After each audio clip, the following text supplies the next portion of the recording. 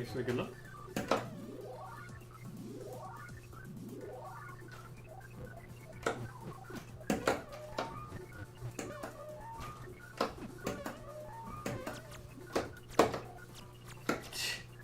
Yeah, we'll see.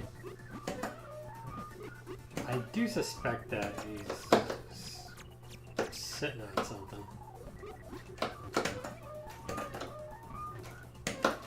Only because nobody has beaten his score on original hardware, so I think.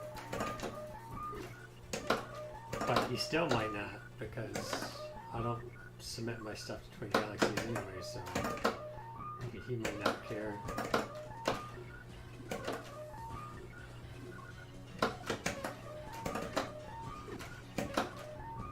But his score is quite low compared to the scores that are possible with the strats that he uses. So.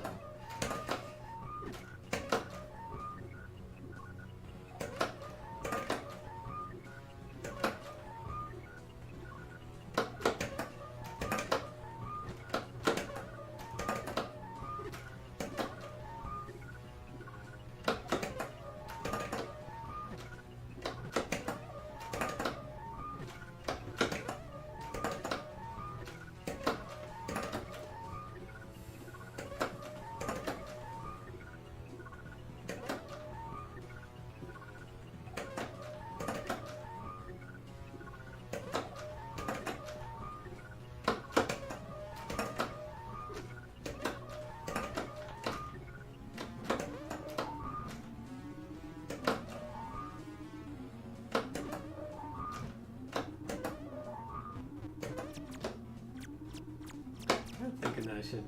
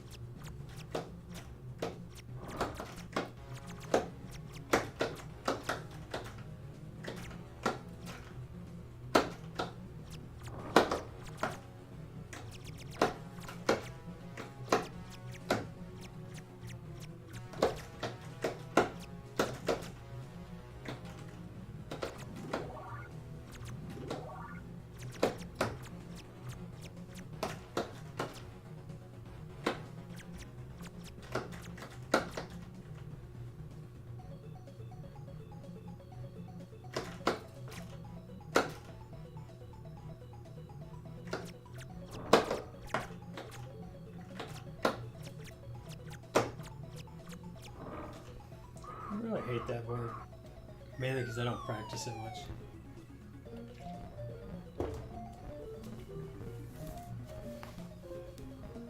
Same with 4 springboard.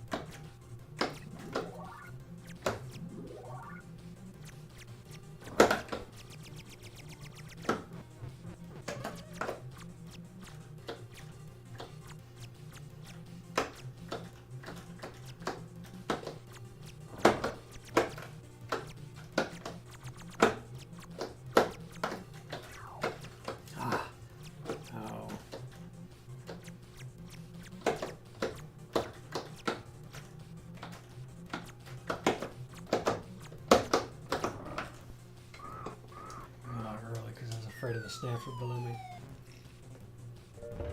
I was second guessing if I had time. Nah, whatever.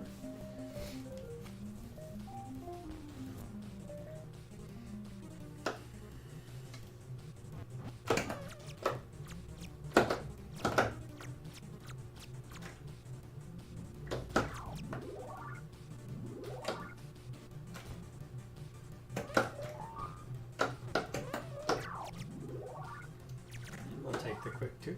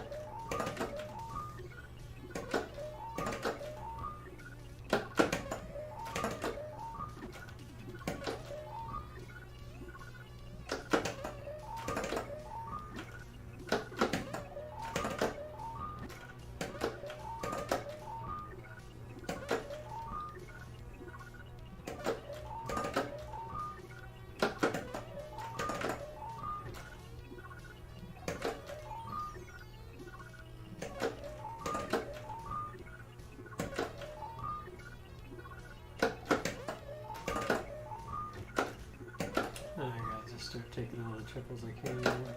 I do get an 8.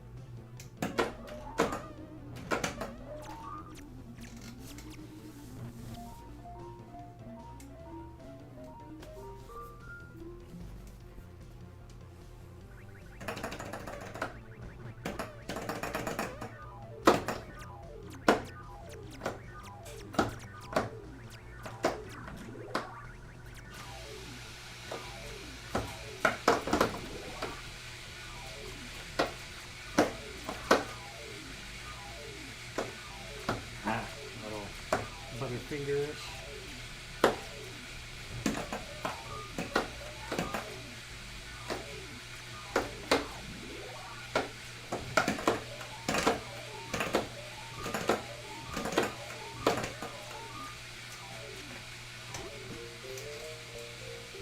I shouldn't have hesitated. I had a good visual cue on it, but for some reason I thought maybe it was. Sorry for the noise. It's a lot of software. It's because we're doing that for a while.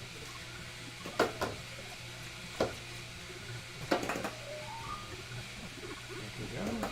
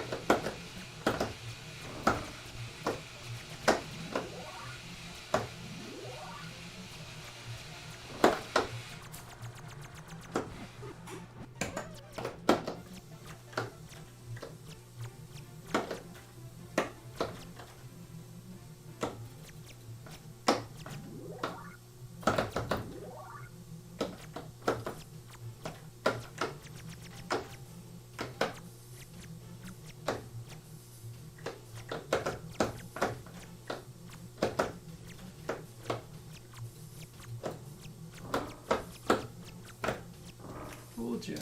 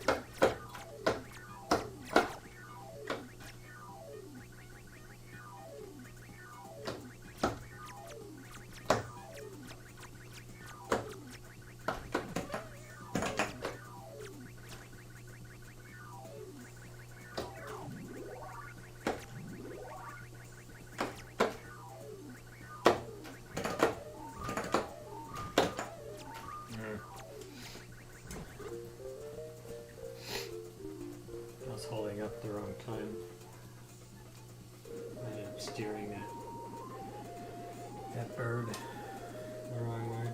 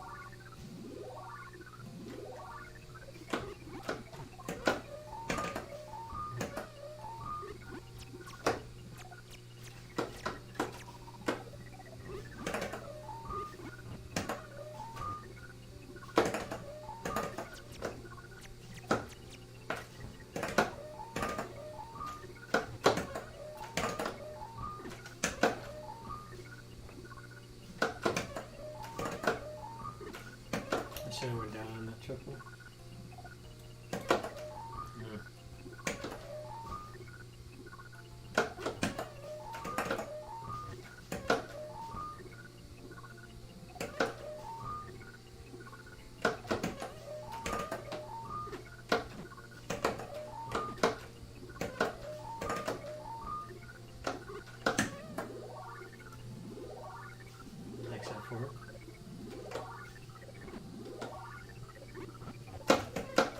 Lots of juice. Juicy juice.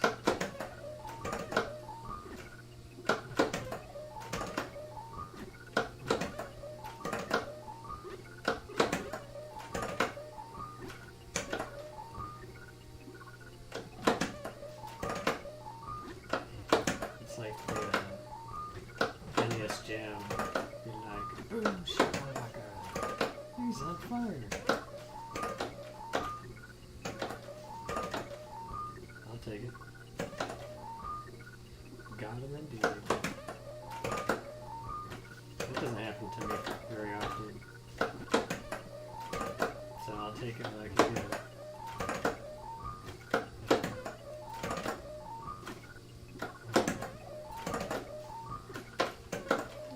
Some nice back jumps here.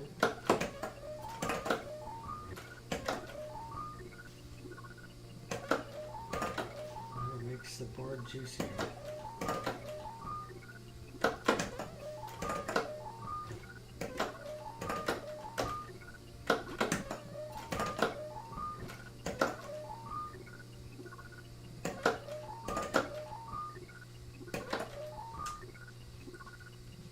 What time do you normally leave this board?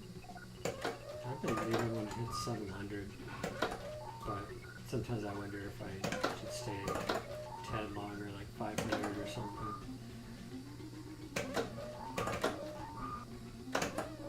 Here's I see 700 out. I'll get out.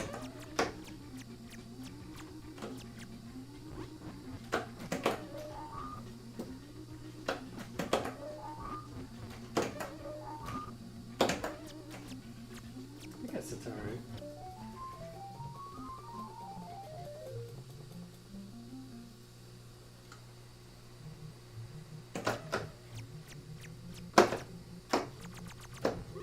Nah. Pattern first.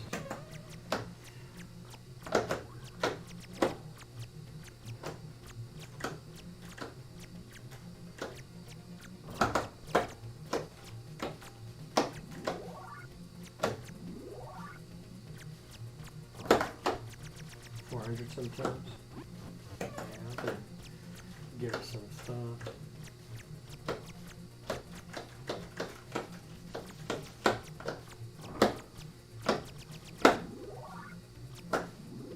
Not what I usually do. Normally I want to wait a tad bit longer.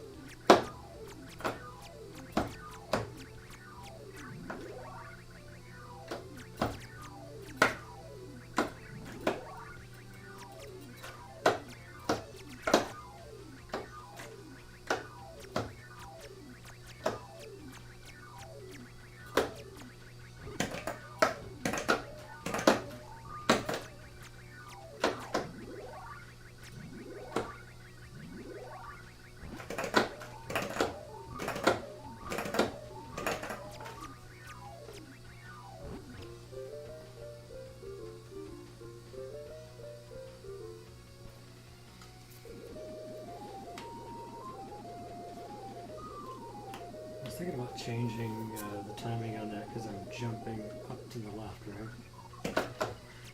What if I accidentally jump straight up?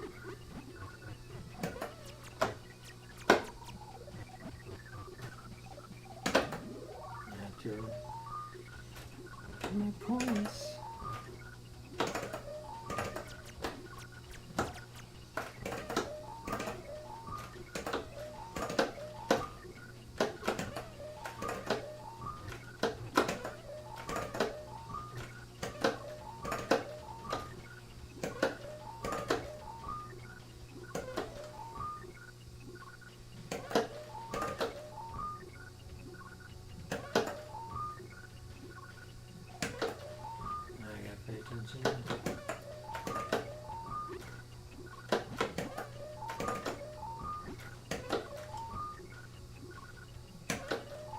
I missed a thing or two, but I was going spacey there for a second.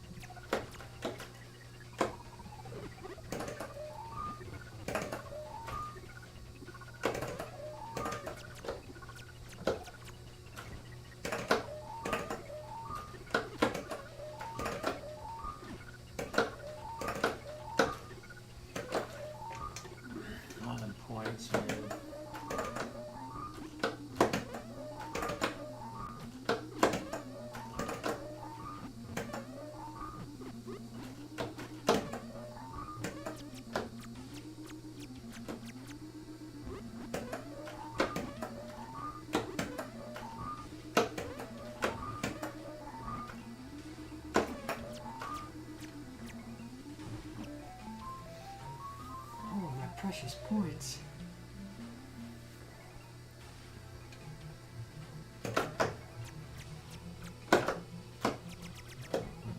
Red snappers.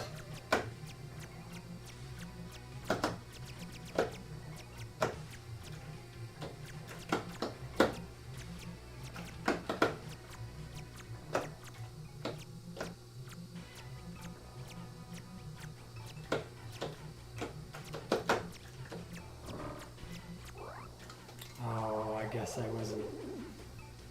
I'm normally not over here, so if that guy is short, then that is short. I couldn't remember what my strategy was, my backup strategy. I think it was to push up through here, like so. Come down here like so. Grab this, and then push up here. then come down. Alright. It's unfortunate that wasn't fresh in my mind. I couldn't remember.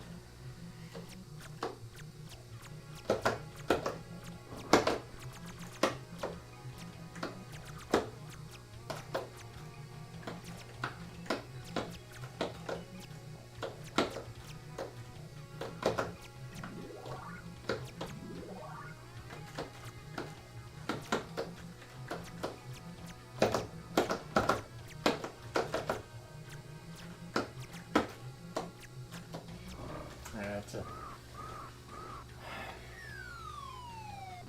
bad way to misremember the pattern I used to use. That's what happens when you don't use it a lot and you don't run drills before you play.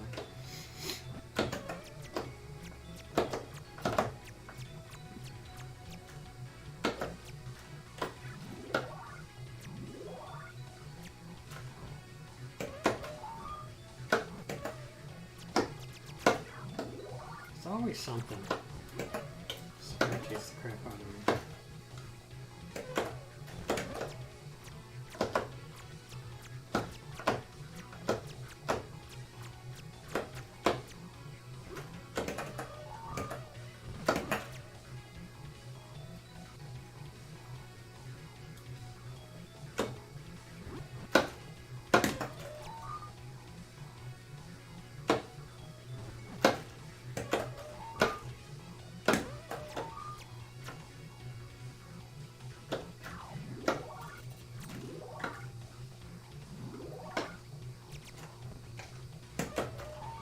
Immediately remember what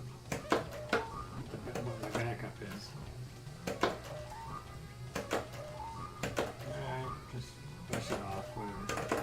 Just need one sack to get a PB, so I can die one more time. If I die 2 more times, I'll just quit for the night.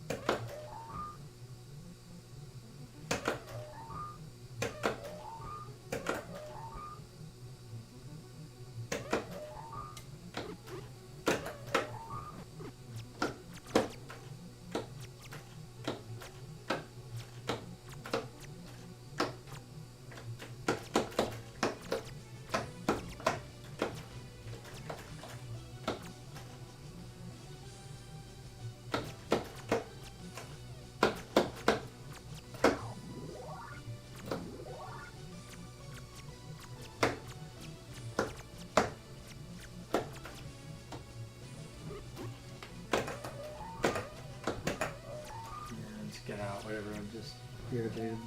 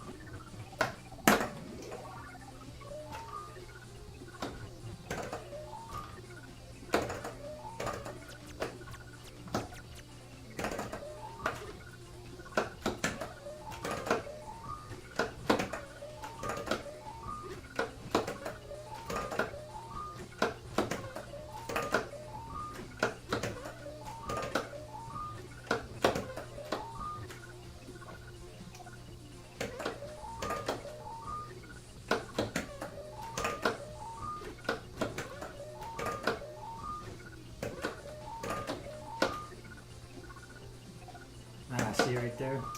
And then I kind of saw it too late.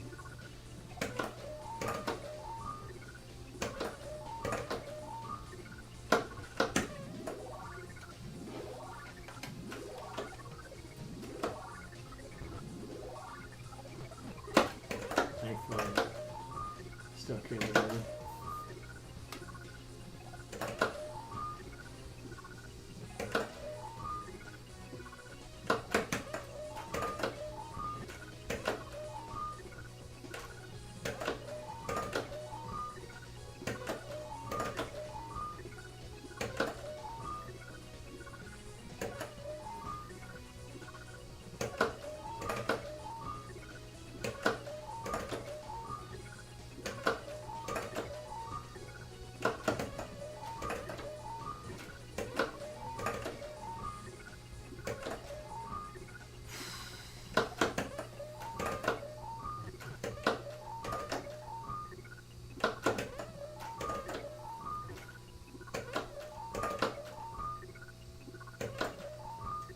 All I need is a triple game.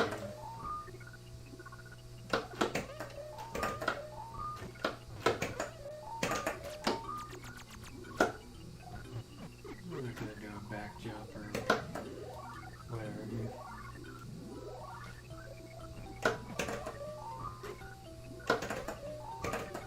You can pick up some extra points if you let the spark get right up to you and then you jump last second. I think it's an extra 400 points or something. Definitely not worth it if you don't time it out right.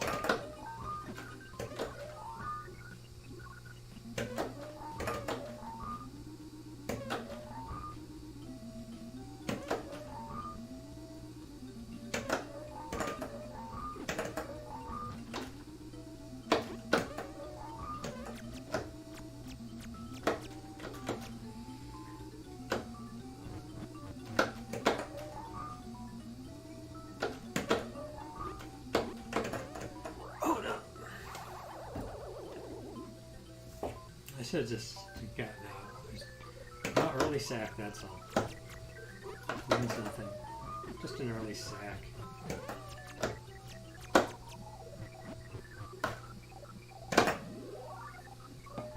Early sack, guys. How about that?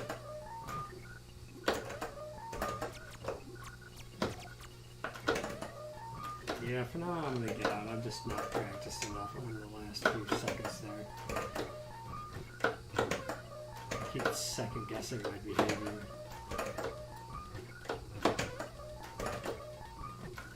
So basically that death meant nothing because it's an early save.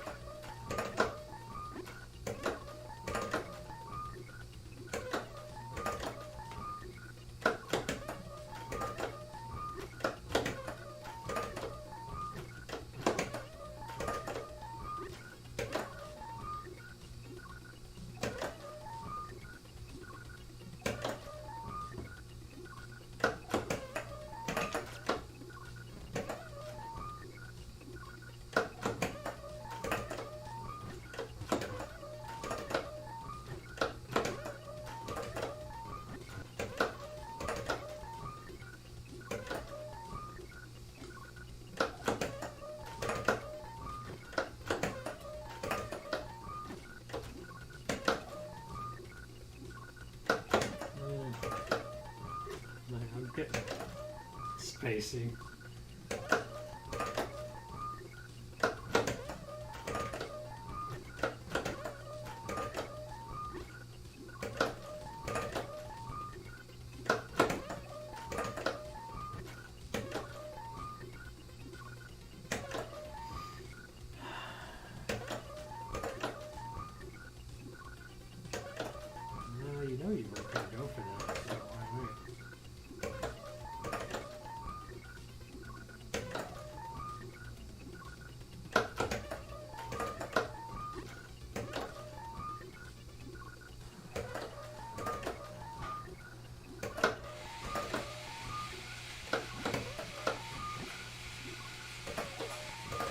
on, you freak. Stop doing that. I did it to myself.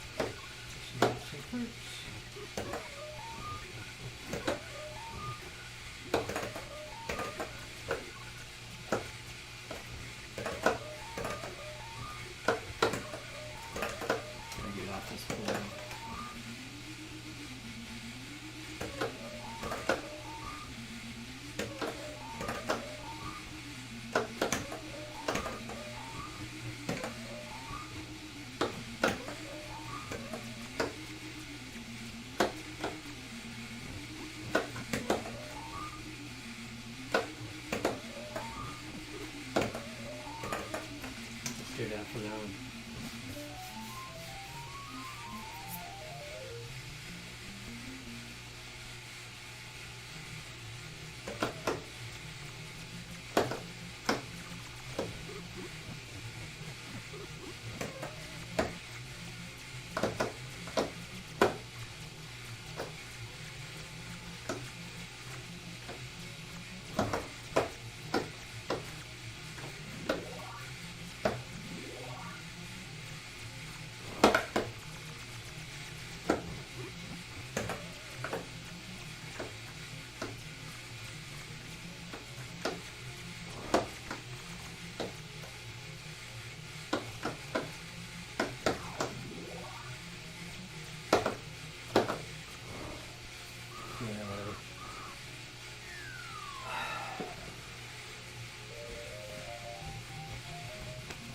It's not that big of a deal. It died once and you've gotten one set, and you're still going.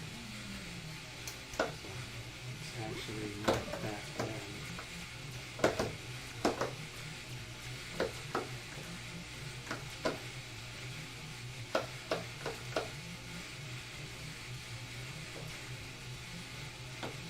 That's like the best possible stupid accident to have.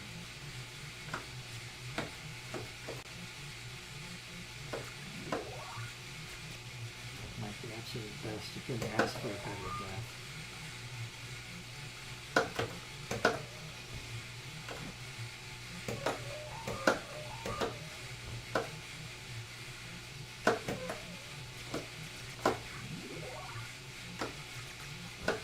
Yeah, that's perfect. That's what they do on purpose. The death is so good.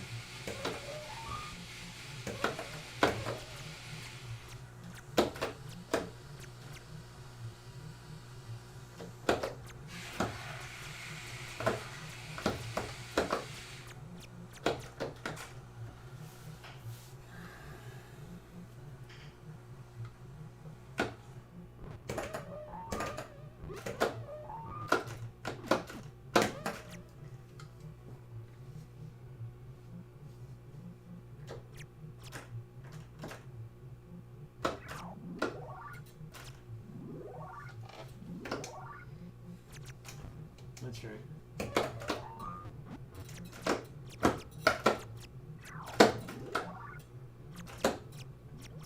Okay. Blue didn't steer.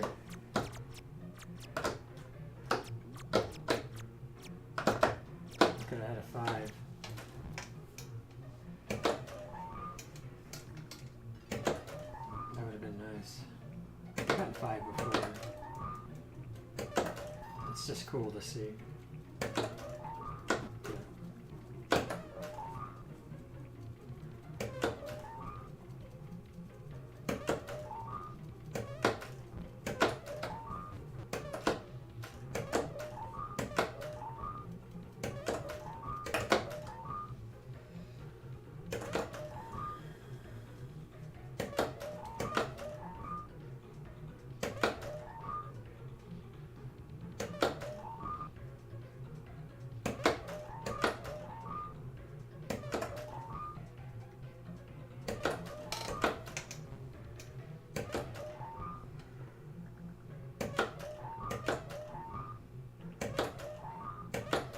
trying to tell myself technically I died once.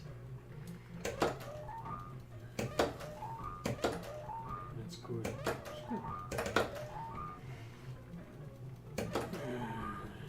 Eyes are glazed over. You calm down or what?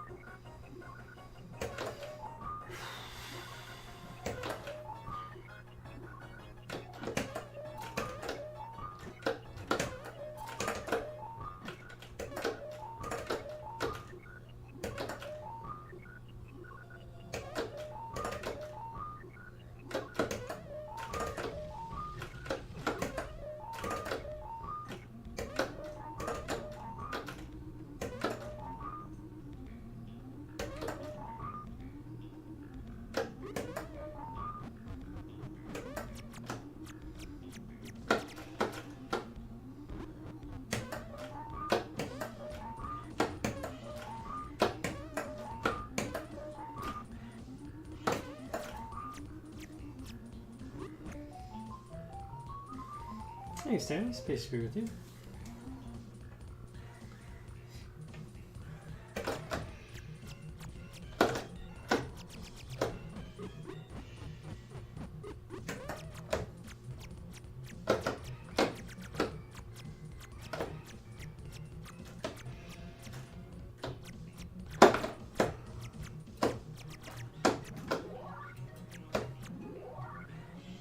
Hello, Reverend.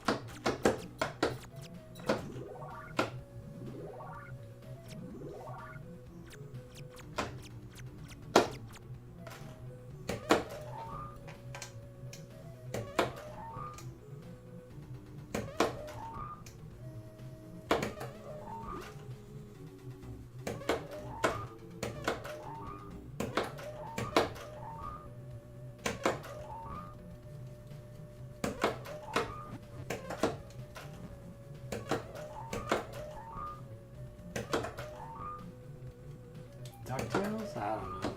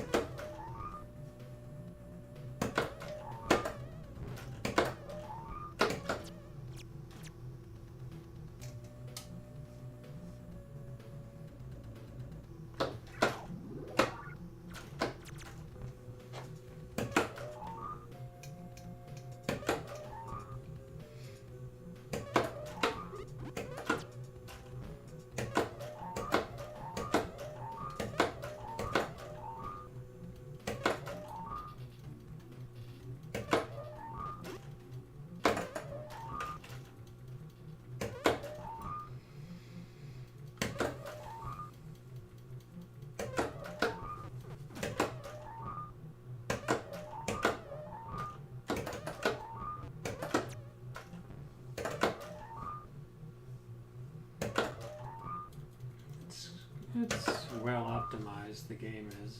I already have a pretty decent time. I'm fairly happy with it.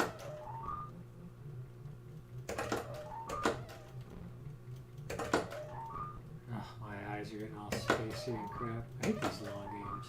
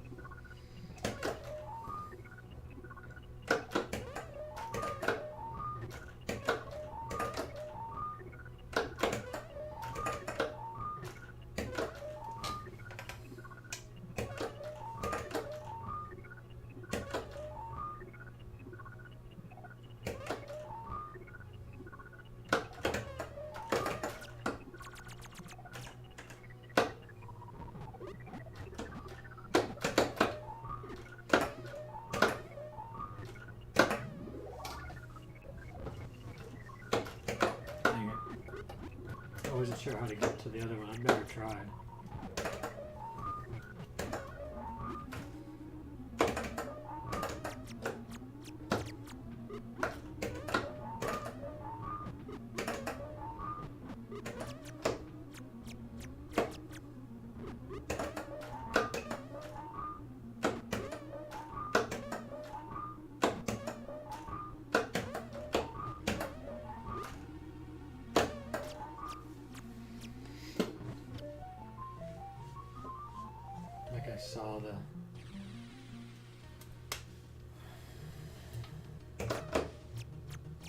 I saw the triple form.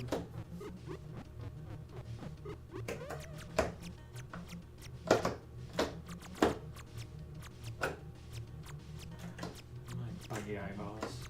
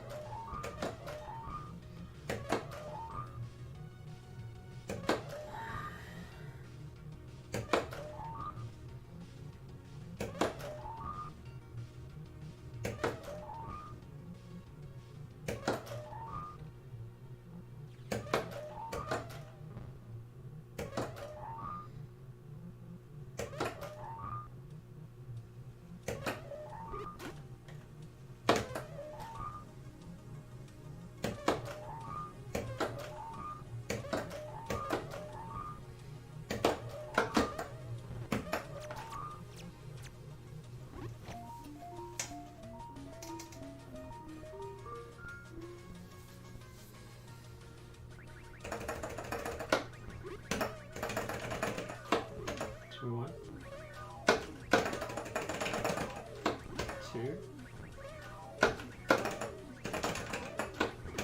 3.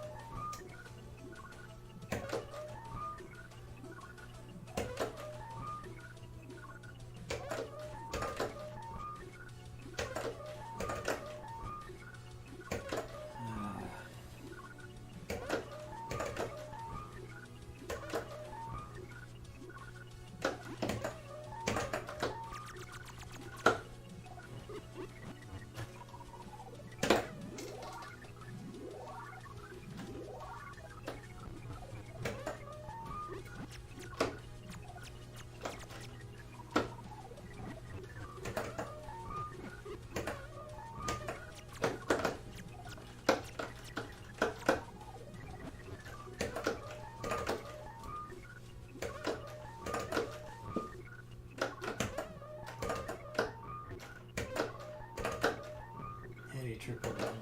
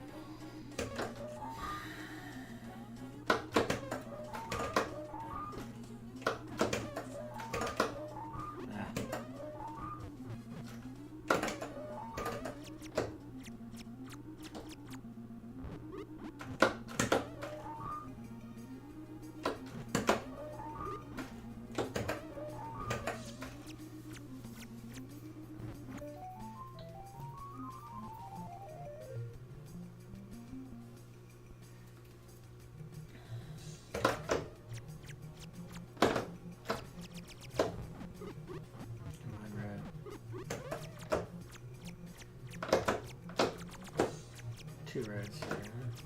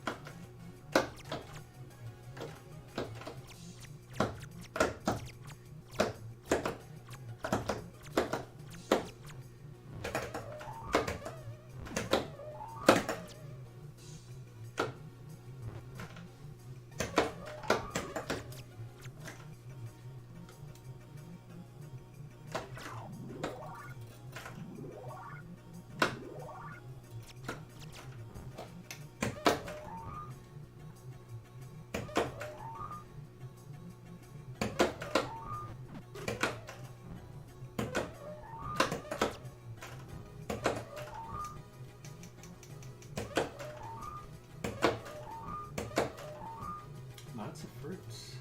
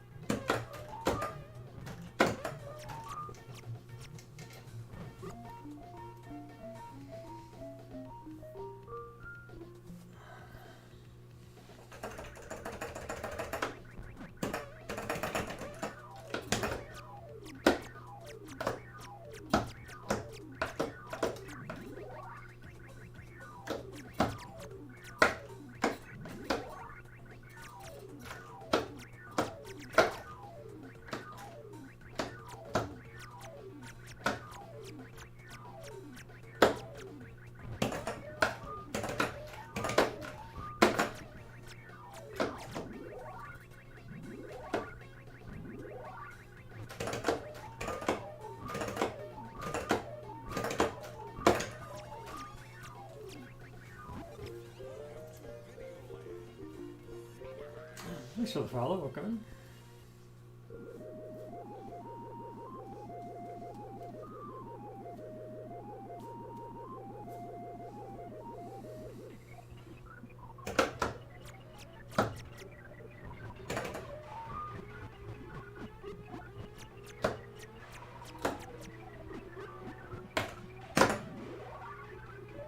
It's going alright. I'm a bit tired at this point. But it's a long game before it, so all I gotta do is finish it off. And then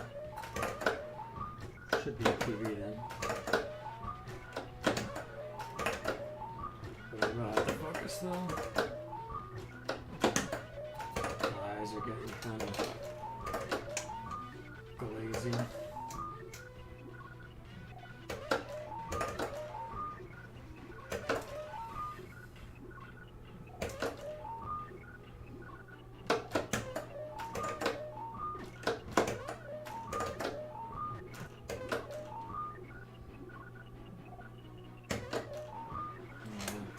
I started on the back jump because I was just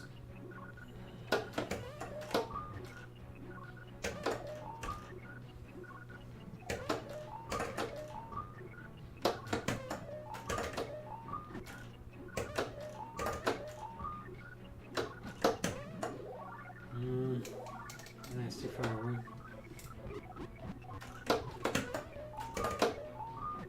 Oh, nice triple though.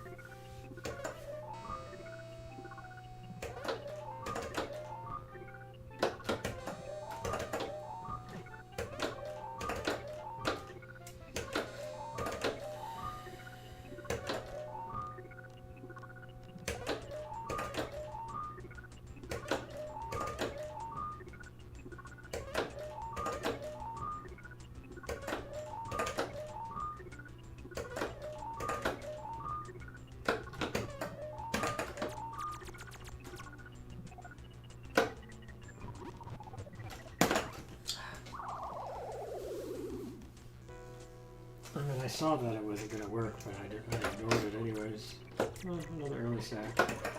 Not a fold.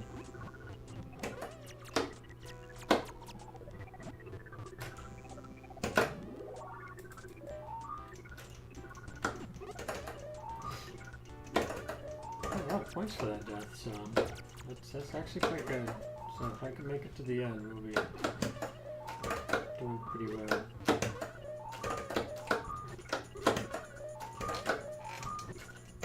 Thing is, I went too early on that one down there.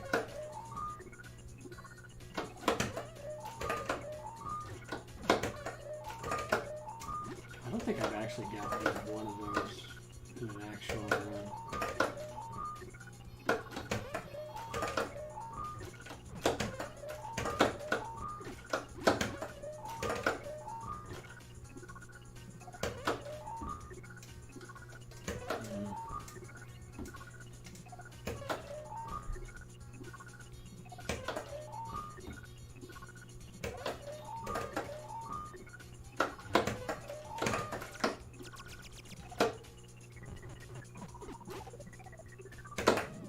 There we go. It's better than last time.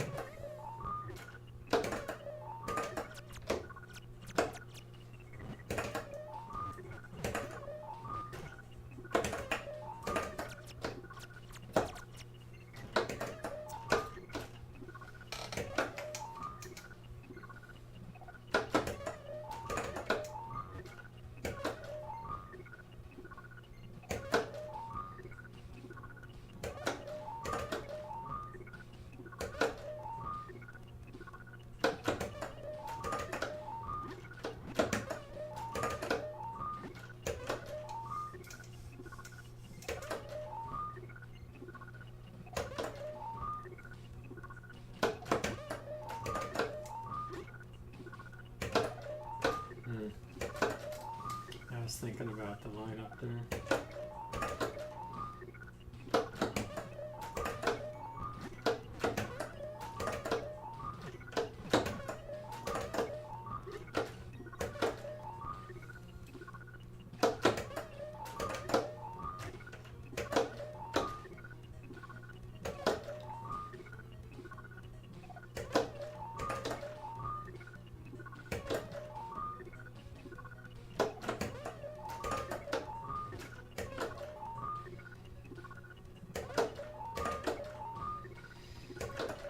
Any triple now.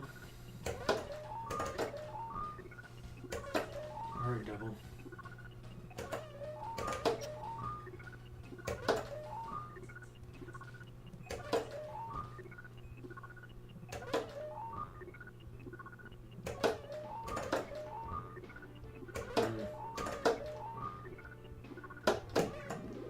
On a single and get out.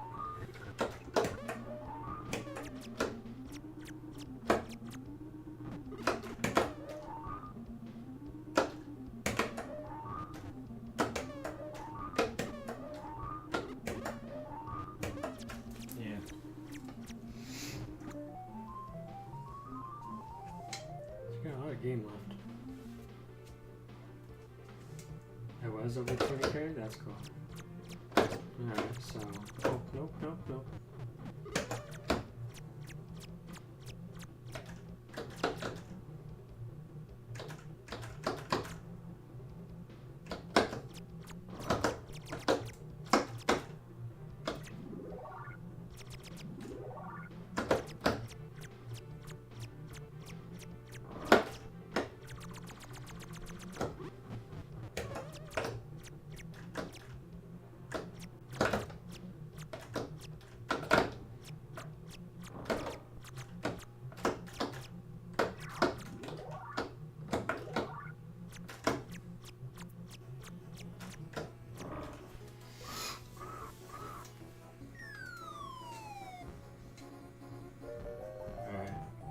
So I should be at a pretty good pace if I can get to the end, otherwise it's moot point.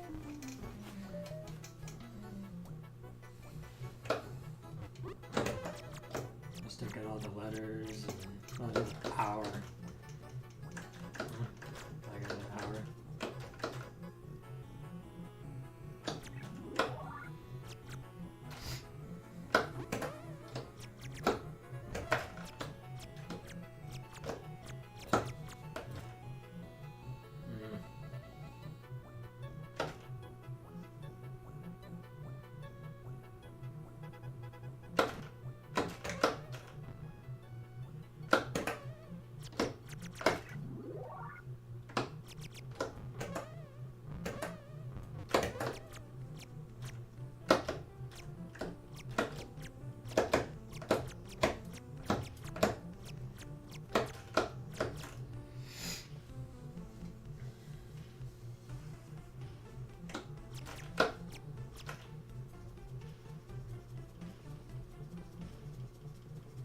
Yeah, I gotta be careful with the spark line up on the bottom there, especially when I try to use the top spark to do that. That's kind of dangerous.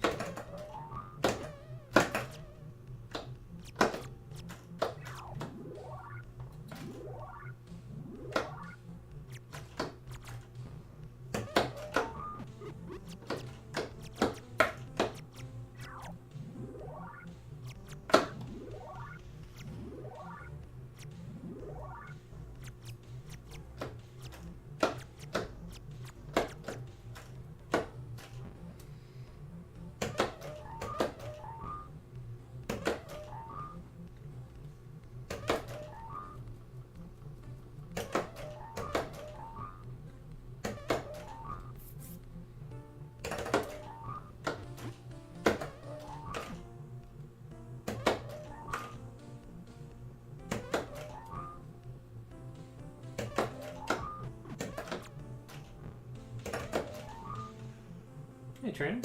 Welcome in.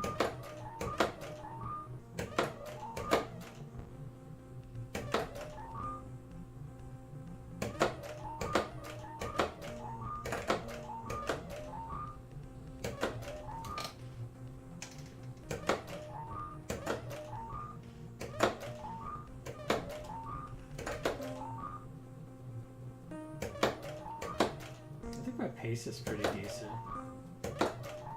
I think I'm getting a lot more consistent.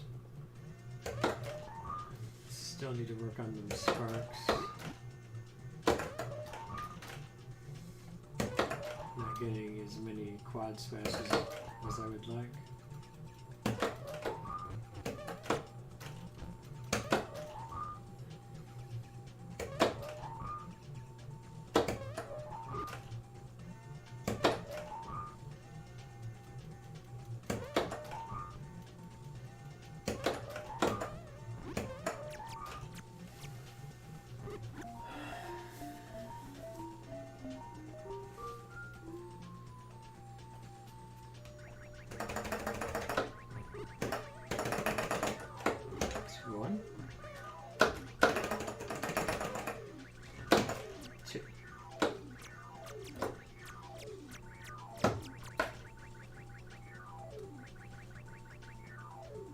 I don't know about new.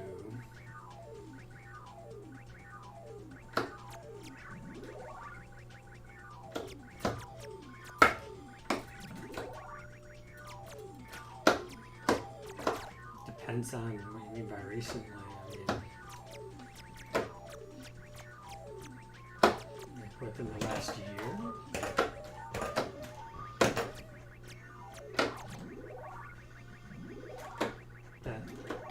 Getting that triple right there has been a pretty big, nice find. I could say that. And sacking your guys at the end, that's always going to be extra points for me. Yeah, we try to go for that triple every time.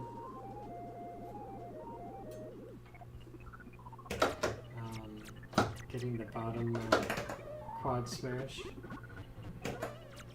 For some good points. A lot of options.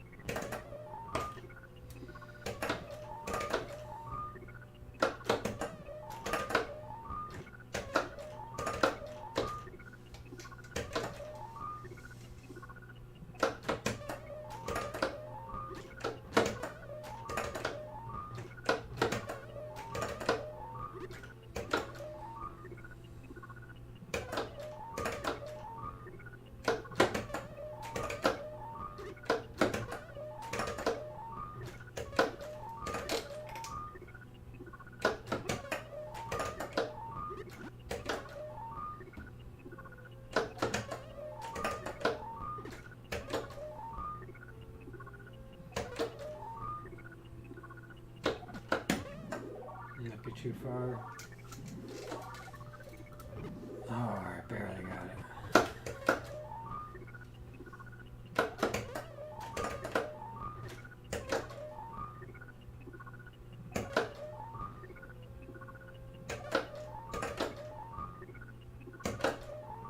Yep, that's the quad. Now we can set up a quad on the bottom, which is less likely. We normally go for the triple. It just doesn't line up very often on the bottom.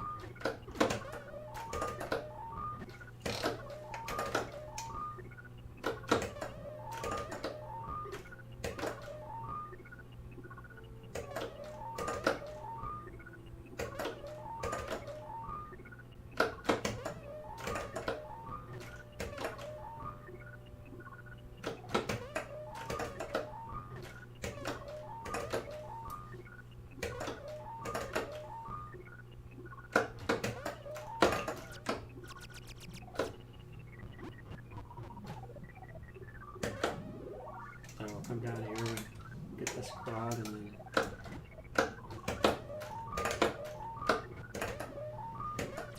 finish it up. That's pretty standard. That's what we want right there.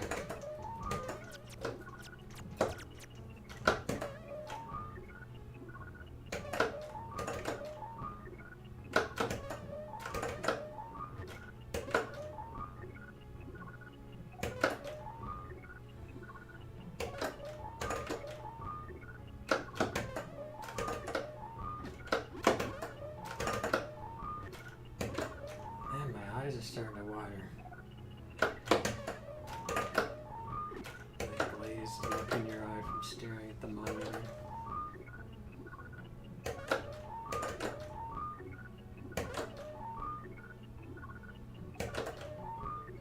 Always makes me nervous.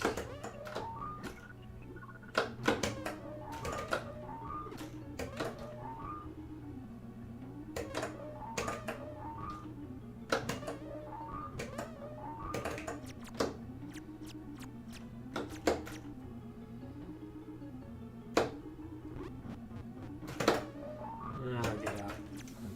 I just don't feel like messing around with stuff.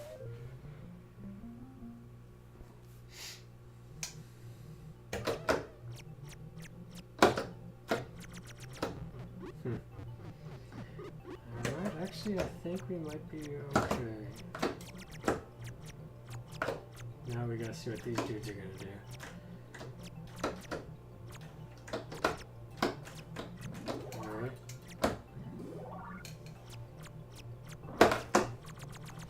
We're going to go back to those.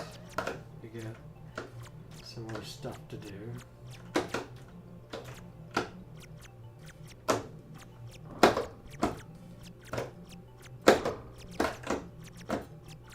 And the button.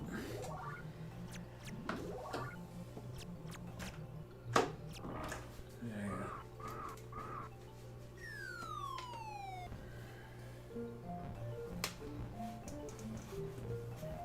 The Red Sea parted for us.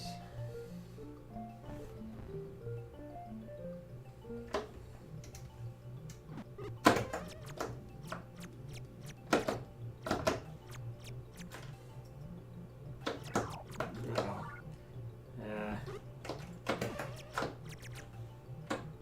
That's all right.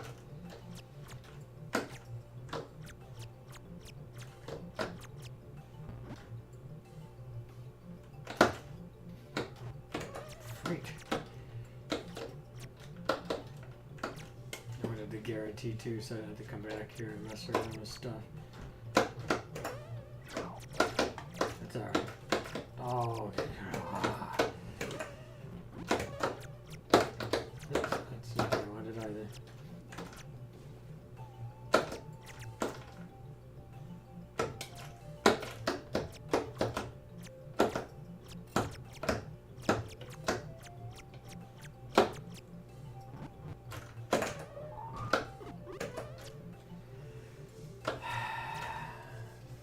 I need to use this board to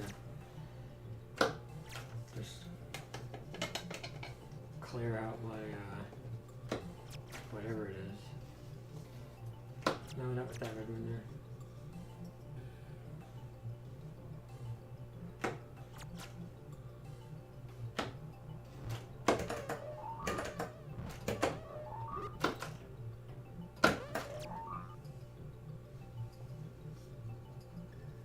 Ah, freak.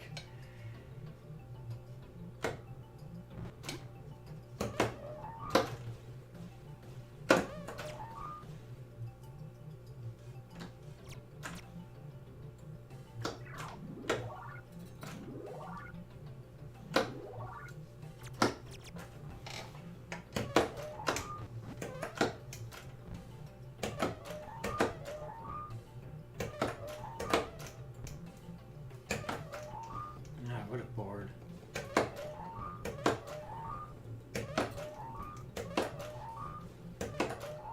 Just gotta refocus and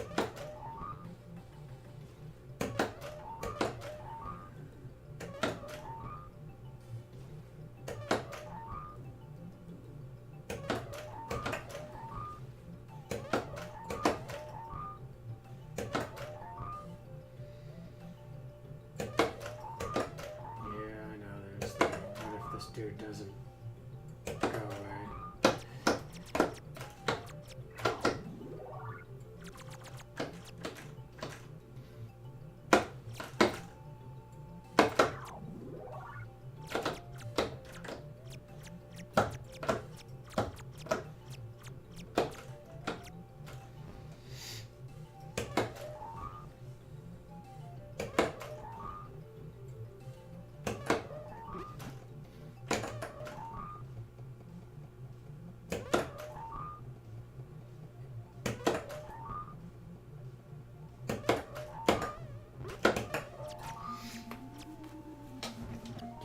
this board.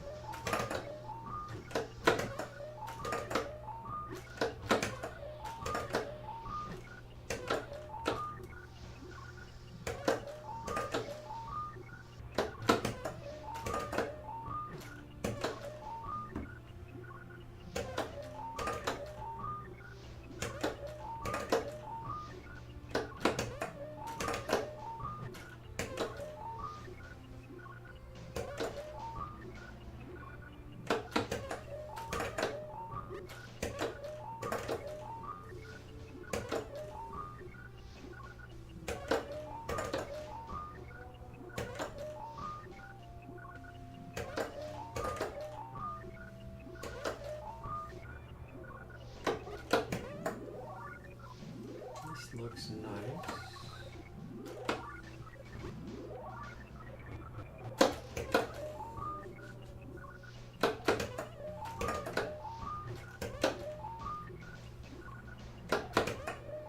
That's ideal.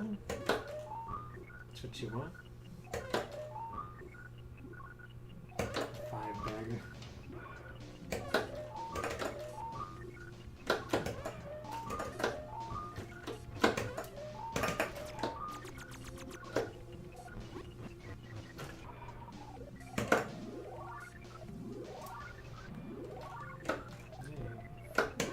Get them points in there, you know.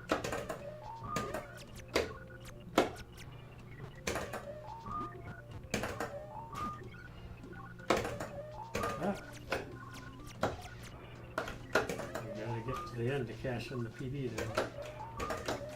Actually, I think PB by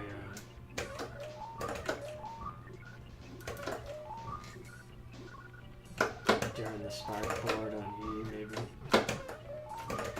We'll see. Gotta get there first.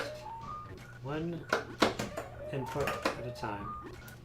Just focus on one input at a time, and when we get there, we'll count our chips, right?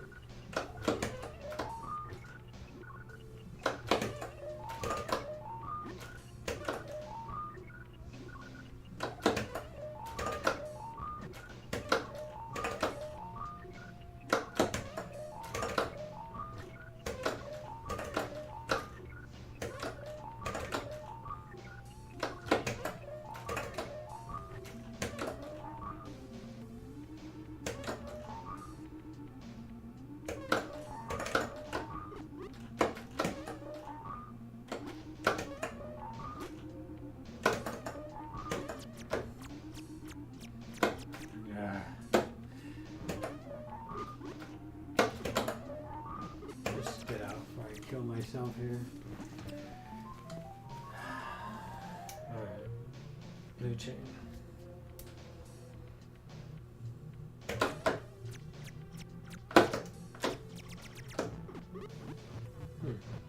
jackass.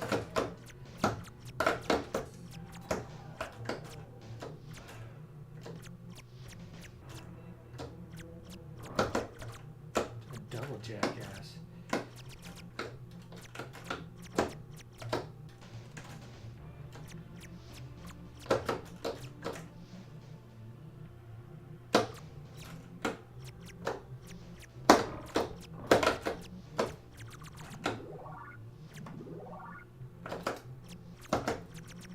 Probably not best to leave that there, but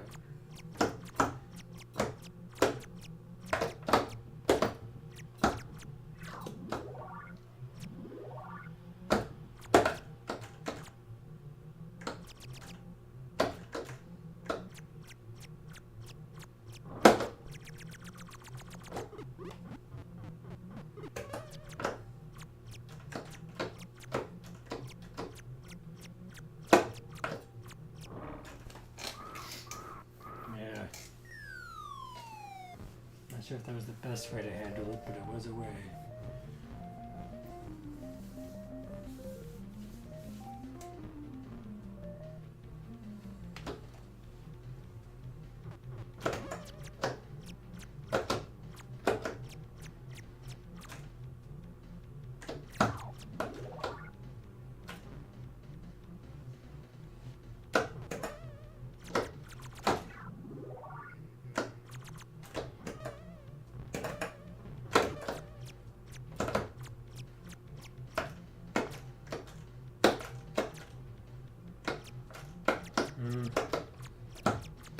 I was thinking about the snappers over there.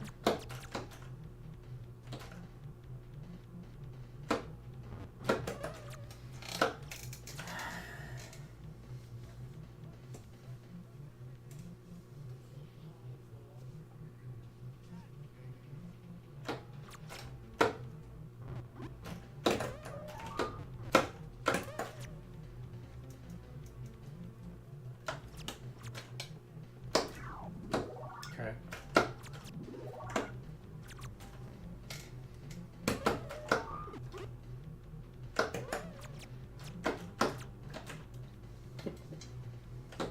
Just trying too hard there.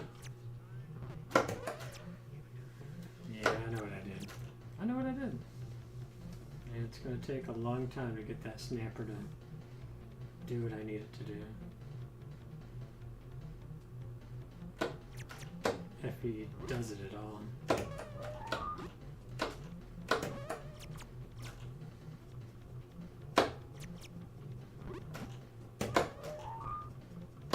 Yeah, this is bleeding points now.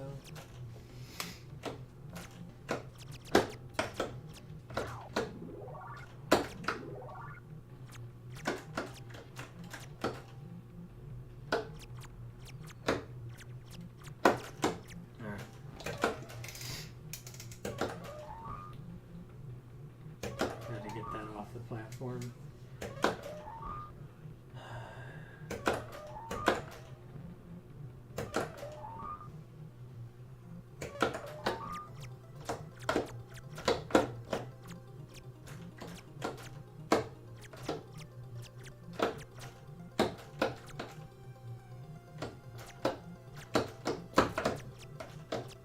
Yeah, freak.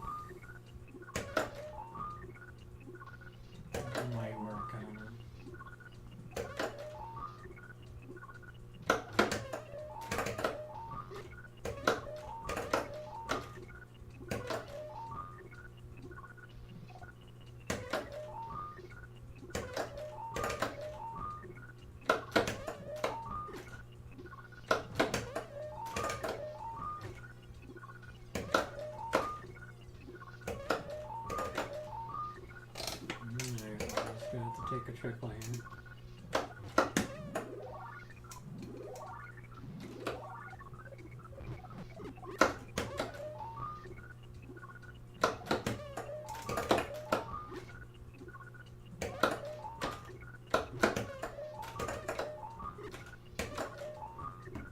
That should work.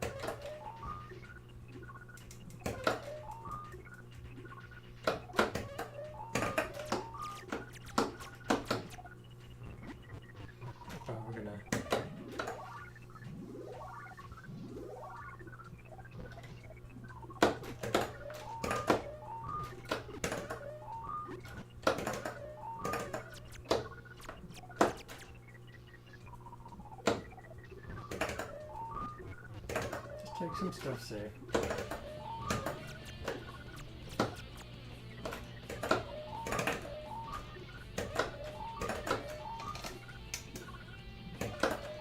Hey, carpet, welcome in. Thanks for the host.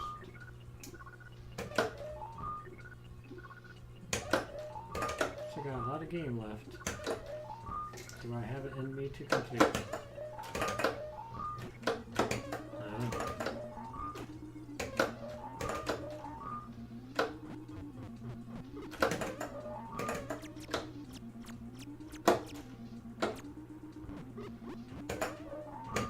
Just get out. I'm tired of the messing around up there.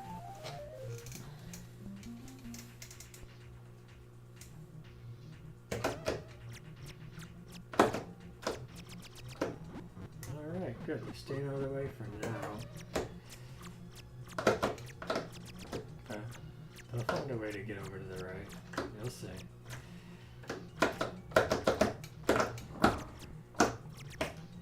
It's better to get this one. And then go for the back up here. If I would have rushed the other one, it would have been more difficult.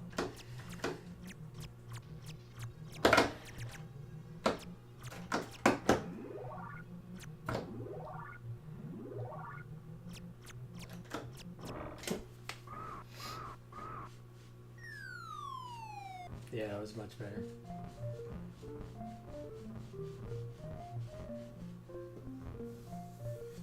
I did find that what you don't want to do is hit that second to last bird and then miss the bird on the bottom.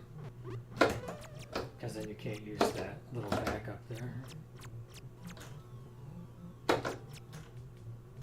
Ah, you freak.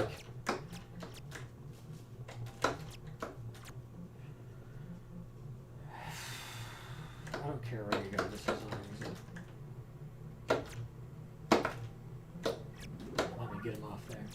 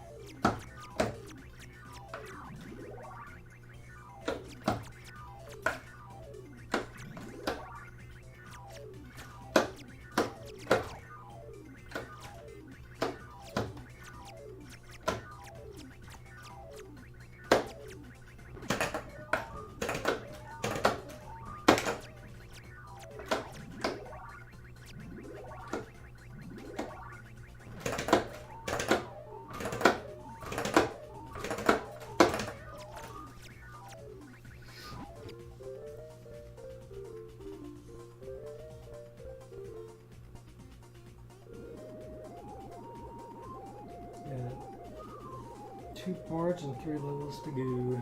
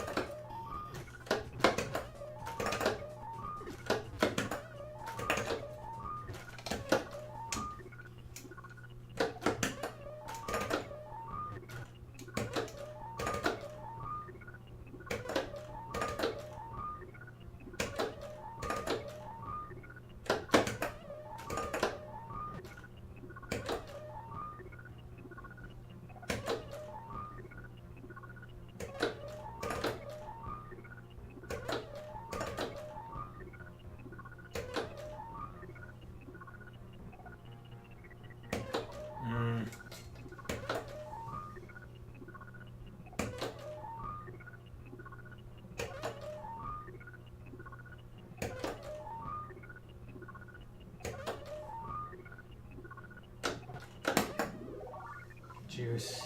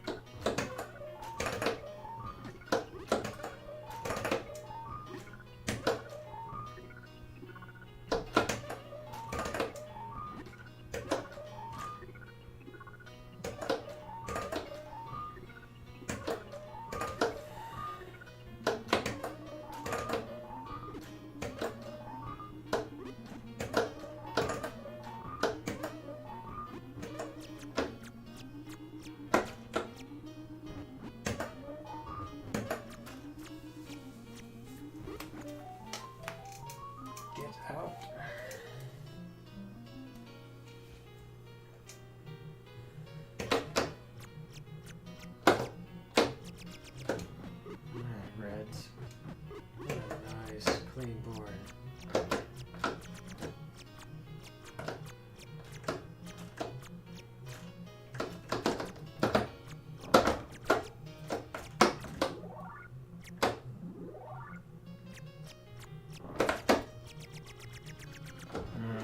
Three reds, huh?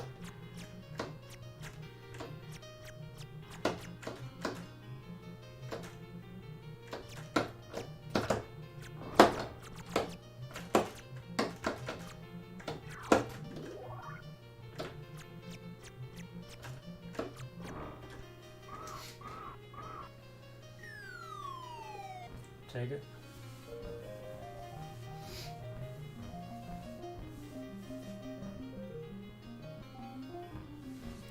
CD&E.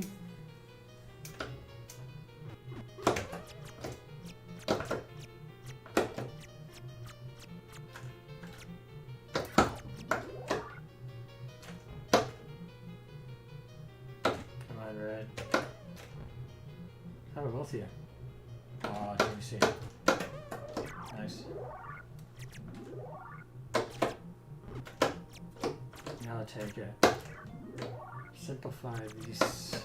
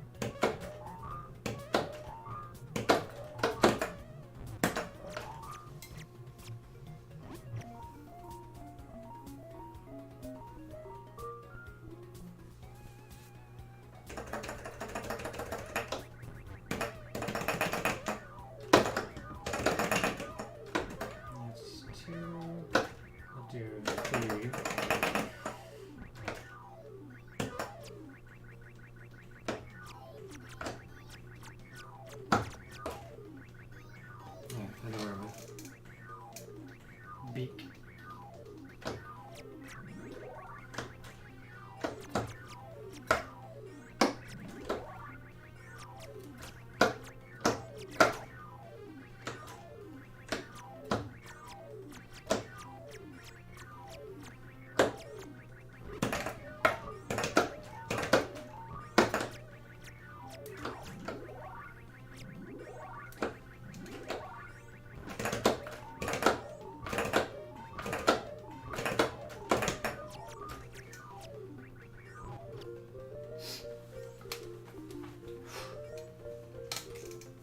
I need to be careful with the bottom spark.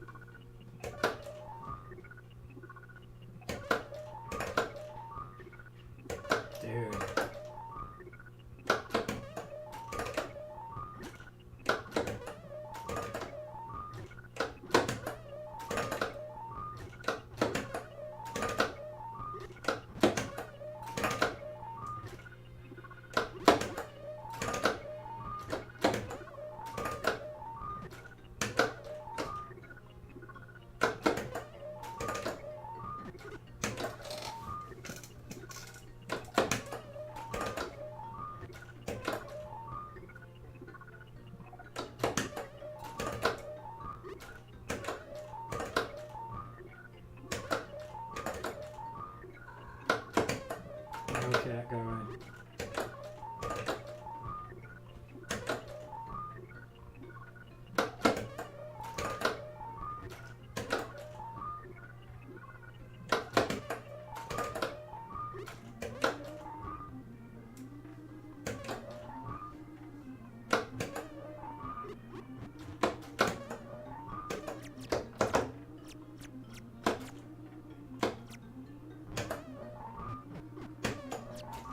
Get out.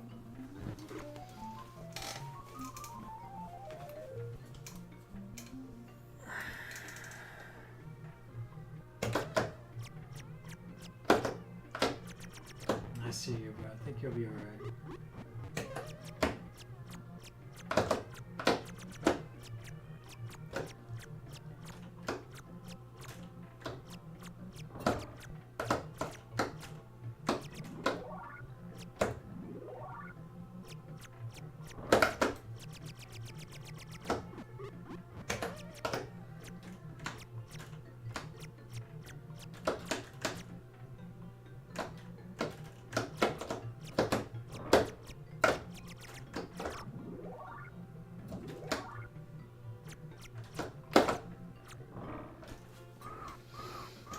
Two more levels.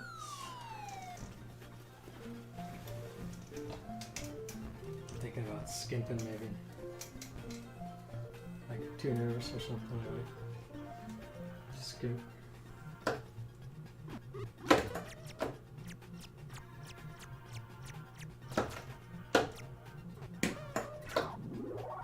I'll take that.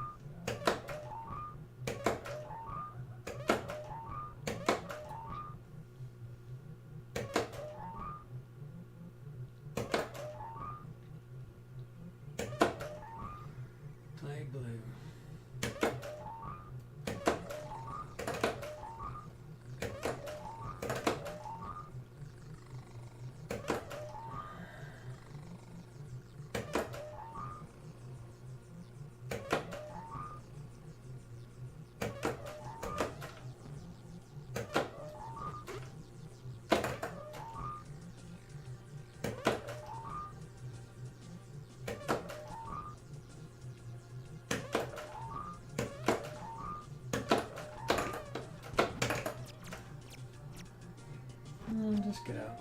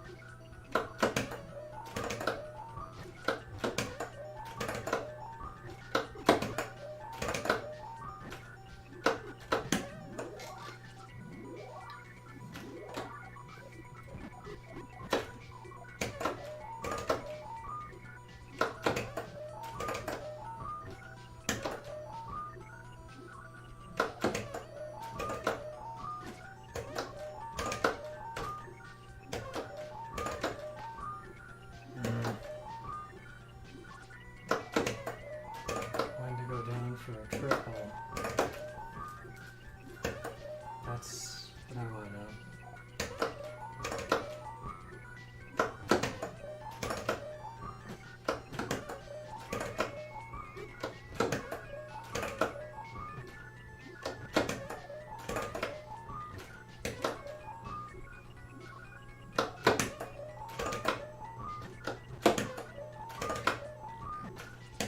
Get a safe one, I won't.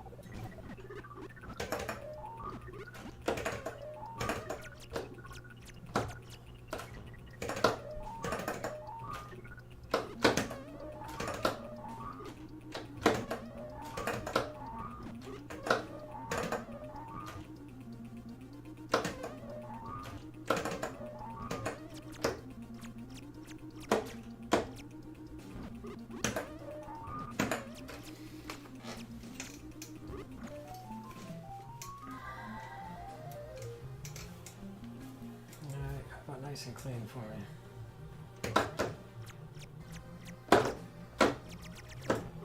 Sorry.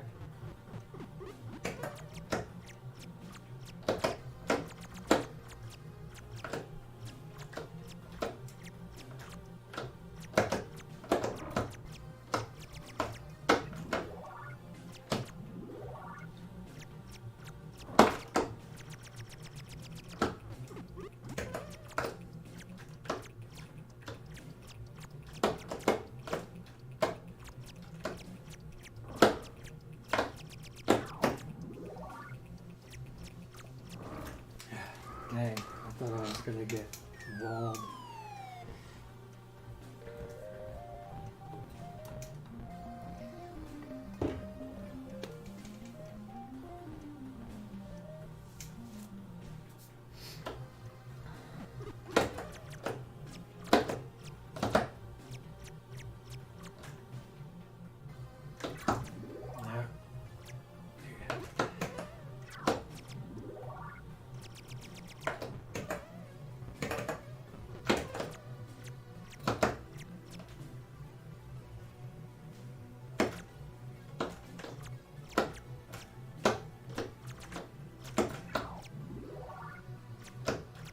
Dude.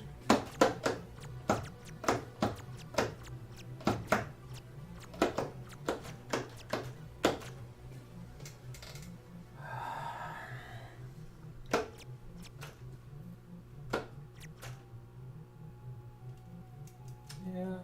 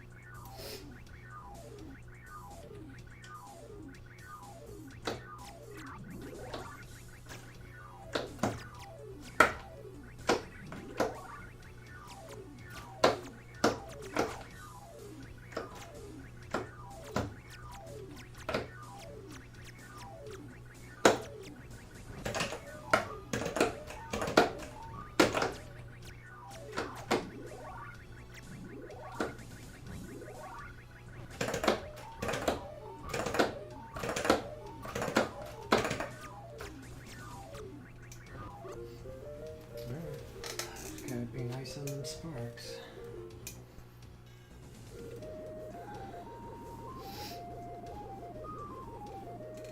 Be cautious, take sure things.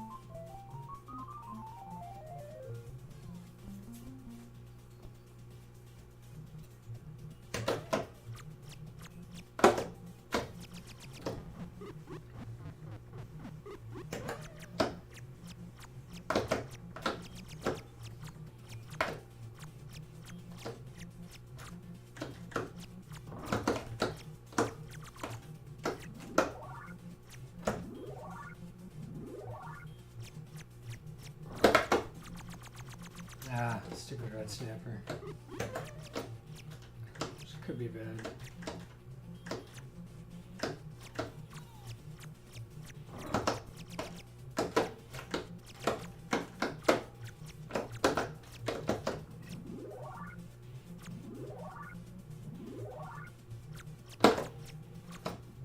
Ah, yes.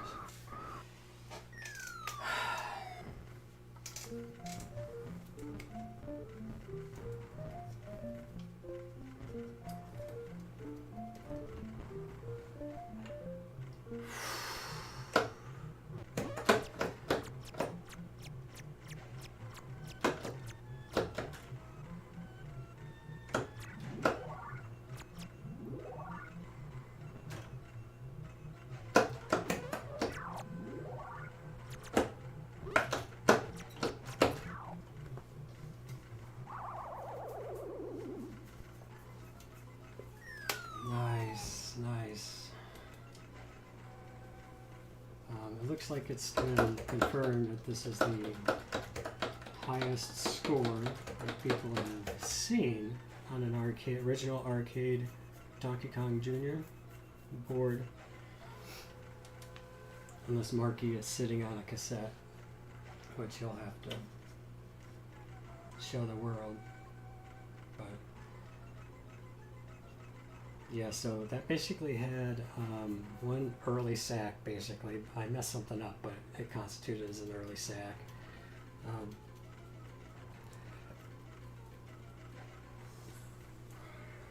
Let's see, Tado said that we got 20K off one of our men. My pace did degrade a little bit near the end. I was just trying to play safe and clear things out, but that's a good one. That's a good one. There's some GGs, Tado. And Kong.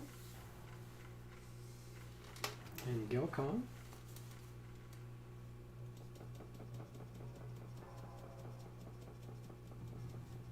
Yeah, kill screen points were pretty tasty. That helped out a lot. So we got approximately 55, maybe 60. Do I have to show the board again? I hate pulling this stuff out. I've shown the board on this thing so many times. And I don't really plan on like officially submitting it anywhere that would require me showing my board for the 50 millionth time.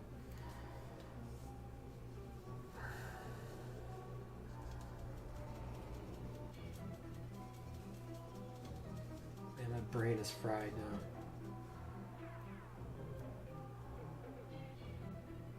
Now it kind of makes me not want to play anymore until I see what Marky does. Not that I can really compete against Tudos, so I can't really compete against that. Some things are just too awesome to be left, that they just need to be left alone.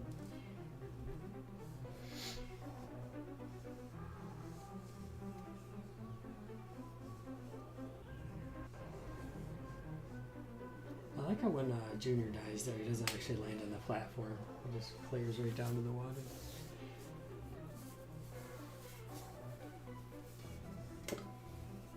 So that's 1,425,900 points. I could probably show the. I don't know if I will. Everybody knows what this thing looks like. It's the same thing I've been playing on for years. Plus, I recently did a submission with. Not a submission, but I did a. I pulled everything out and everything. So, let's see. I might be able to just show. No, I'm not going to show anything. There's nothing to show. Alright, well. I think I'm going to go grab a beer and put this mocha frappe that's been collecting condensation in my Luigi button here.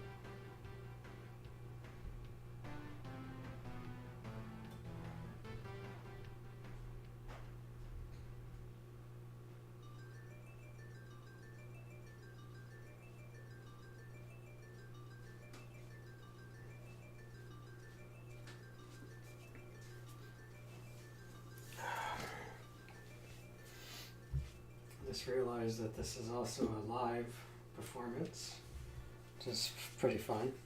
Live performances are always good.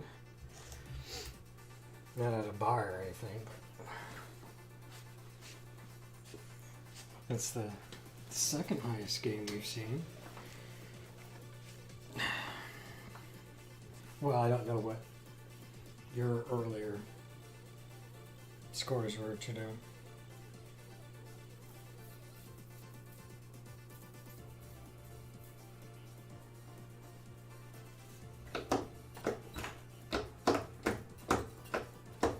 There, see? 4-way restrictor play. All the good stuff. All the original innards.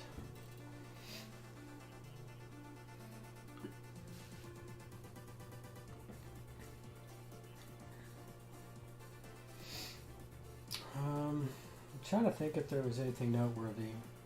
We did get a four-bagger. Almost. 5 if we would have gotten the blue snapper to steer. That was pretty helpful to getting the final score.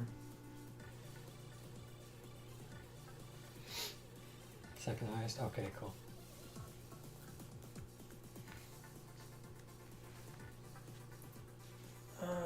Here, let me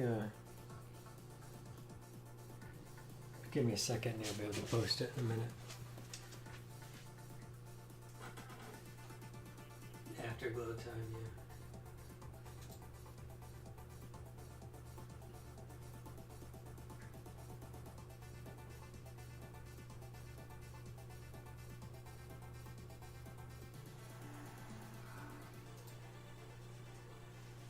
Dang it. How could I not have...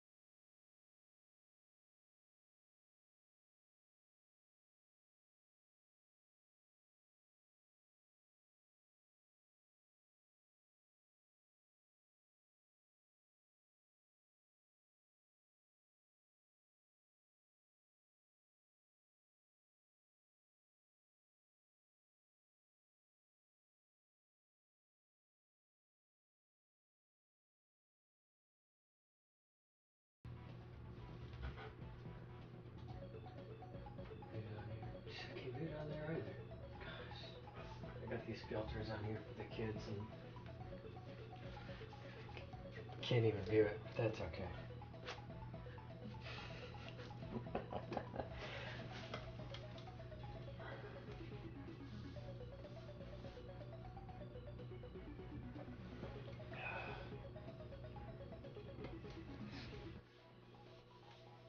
It's cool. I can check it out later. So I go through the hassle.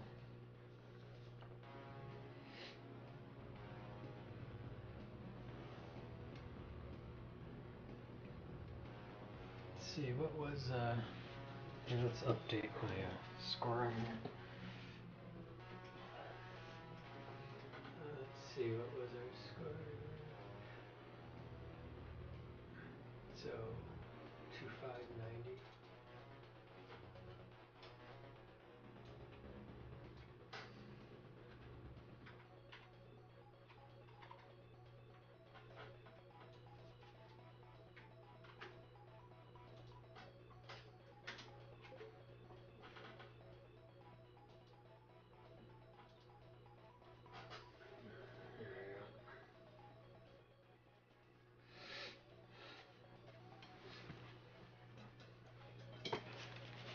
I don't know. My pace must have been pretty slow tonight, though. If I had gotten 55K, I mean, I wasn't playing 1.4 pace at all.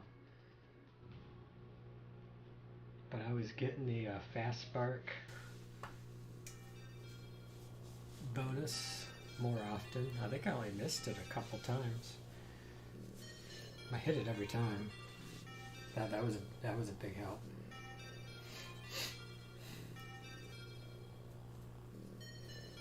I did have a couple of those. I got the first jump up on the springboard quite a few times. I think most of my blue chains were mostly clean.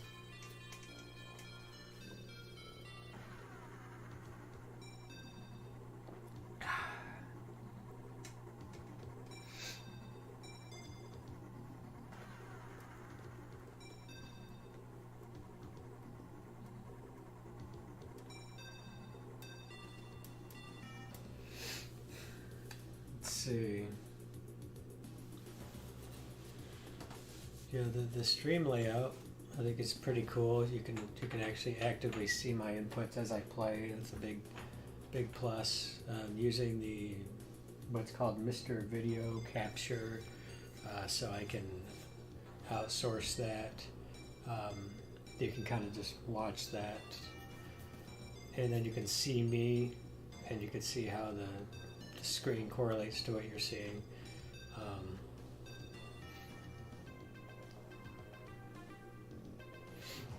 I guess the only thing I didn't show was the power on, power off. I suppose I could do that.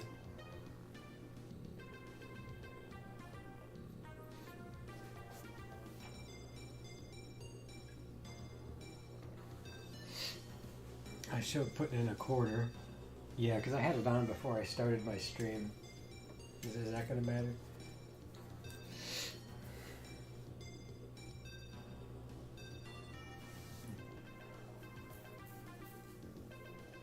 I wish I had more to say, folks. It's kind of anticlimactic.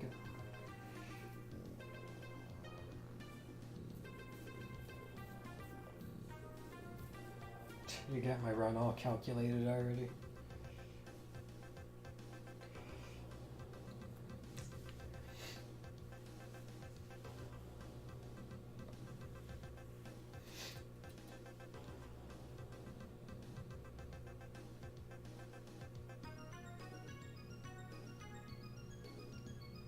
Yeah, if I would have messed up that bottom jump. Basically, I had a sack in there, so I'm not counting that death, but the snapper. I forgot what my backup was. I couldn't get to the right. Yeah. Thanks for the congrats again, Con.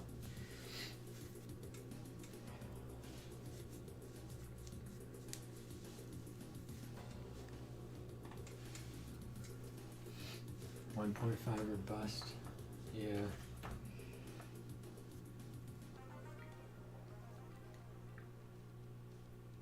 Yeah, that bottom death on the spark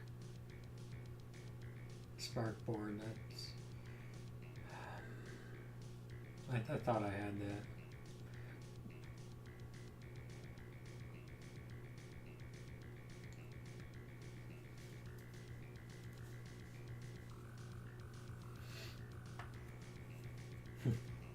Just about at bust right now. Yeah, the thing is, I basically need to just have a game that gets to the end and I sack all my guys. And so I would basically have to just start a run and then if I die once, I'll just reset.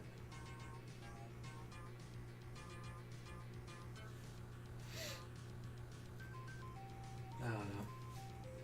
I get tired of the game sometimes.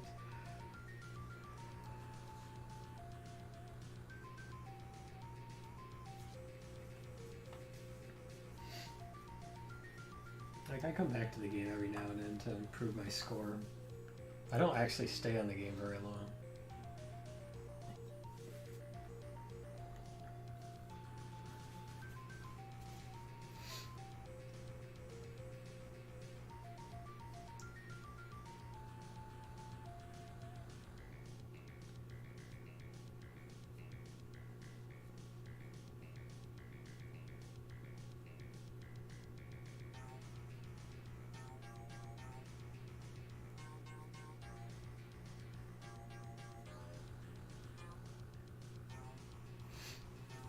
Yeah, everybody's gonna be 1.4.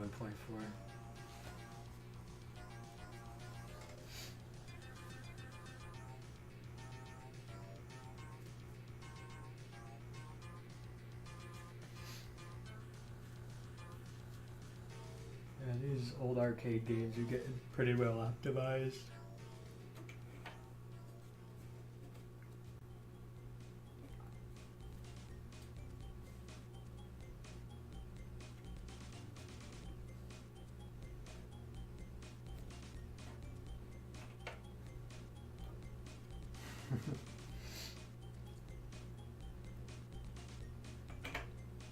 Well, I don't think Marky has anything to worry about.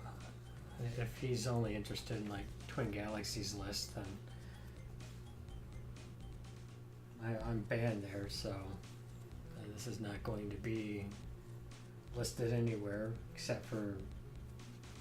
I'm pretty sure eventually this will end up on the high score list on Donkey Kong Forum. Though I'm not on social media or anything anymore, so I would have to find a way to communicate the link after I make the highlight to somebody.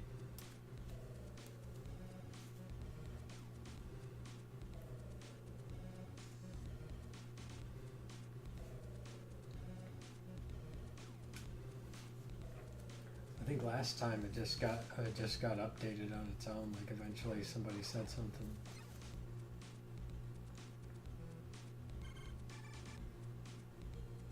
What time is it anyways?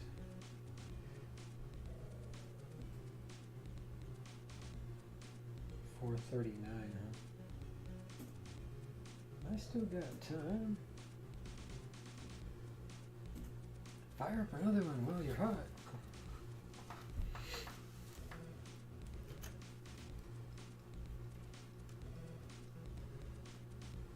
Yeah, my pace my last PB was better than this one.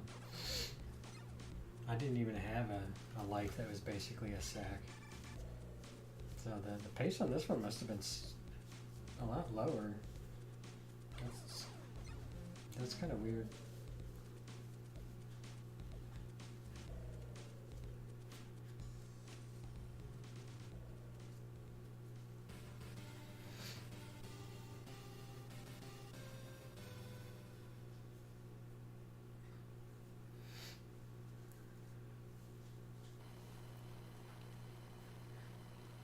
I thought I played better on this one. I really did. Thought I got more 3+ hits on the apple.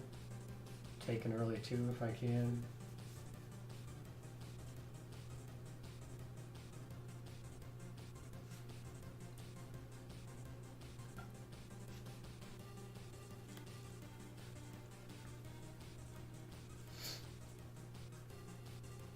I only got an early triple on the bottom right twice, and I really didn't capture in on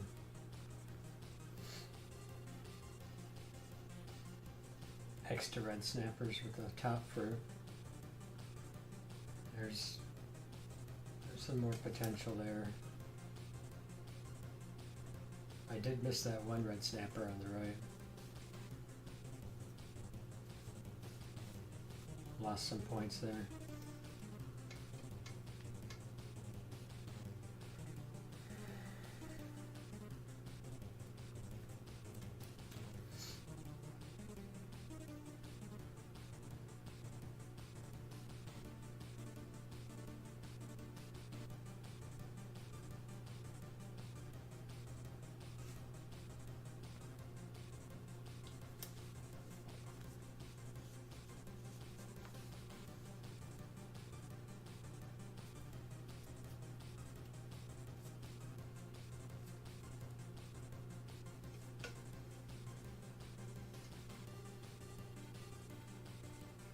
I think getting the first jump on the springboard more often would be helpful. I think I only missed it a couple times.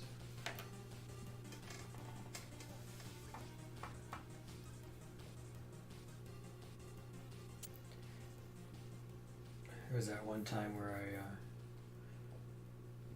I accidentally did a back jump off and then hit the springboard and did a super jump right back up there. Like, oh no, you don't. Thankfully, I knew where I was each time.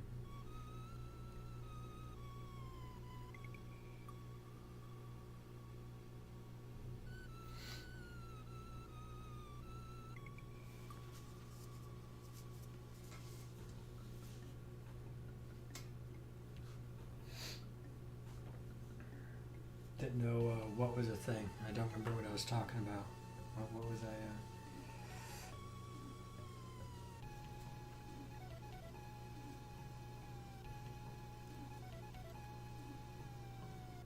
Don't remember what I said now.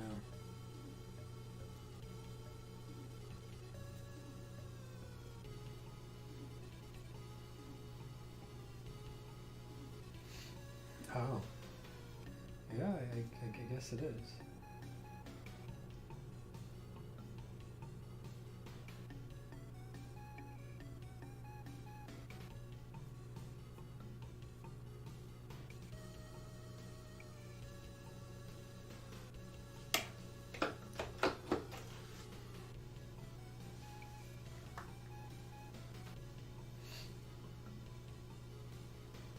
Yeah, I think that put me to about the third cycle, or the third jump. Maybe 4. I don't remember. I count because on the 5th and 8th ones, I have to change what I do. I don't go up right away. Otherwise, you end up manipulating that main bird that changes it from the main line to the first variation, and you lose the possibility of getting those 3 bird groups.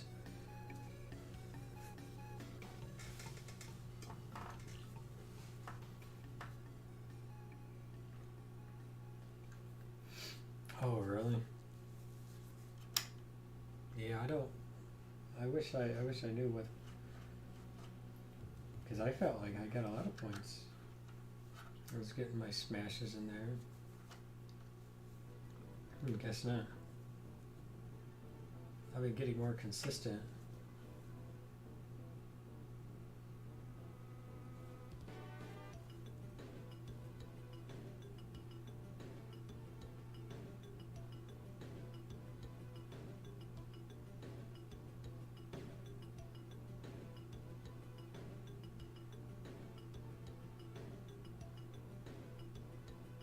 Not my hand.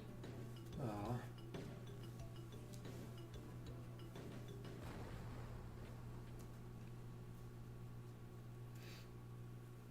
I was actually surprised. I was expecting more.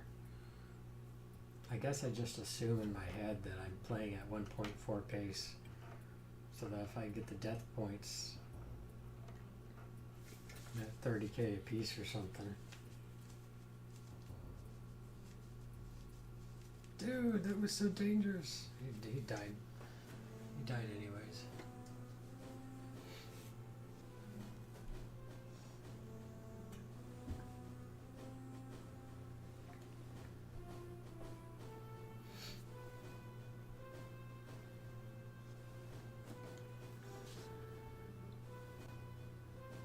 Yeah, now I'm just super tired.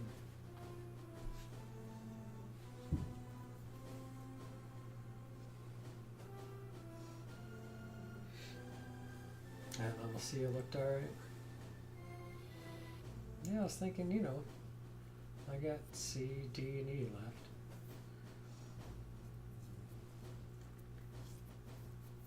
There were a few times where I just cleared out the fruit, and I had to remember every time you do that, you lose 1,000 points. You do that enough times.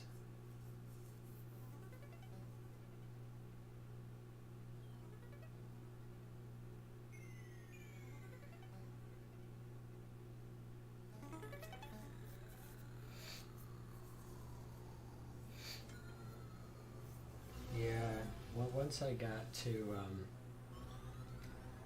I was jumping sparks on level E, and I saw that, you know, I'm just a couple hundred points away, and then I nailed that quad, and then set up the triple on the bottom, and I was like, oh, there's 1.4.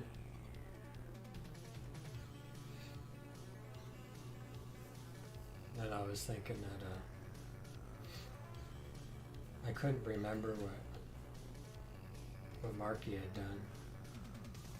I thought it was 12 or something.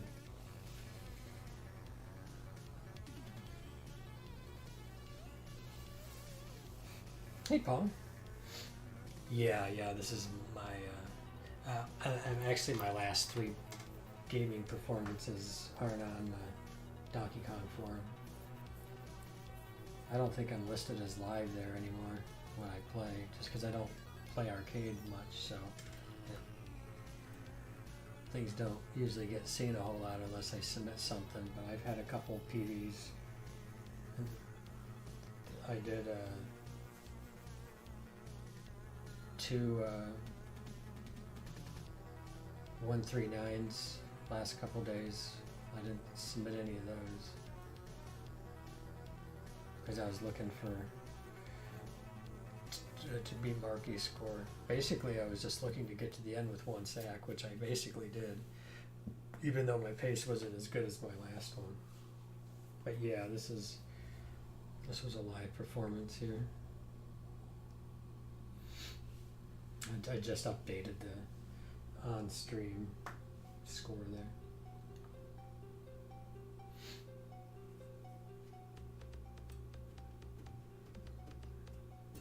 Maybe I'd act more excited if I wasn't so tired.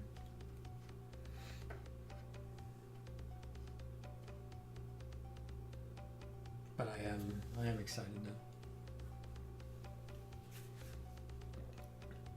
Because as far as I know, this is the highest live arcade performance. And the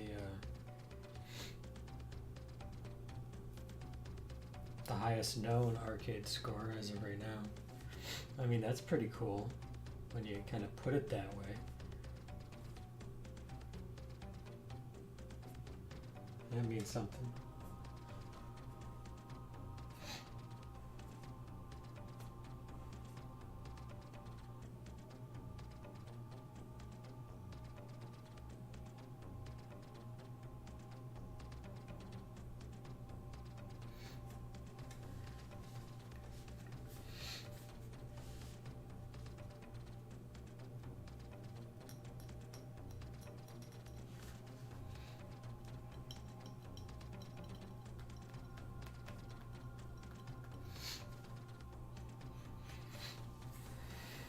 Yeah, so I'll make a highlight of this and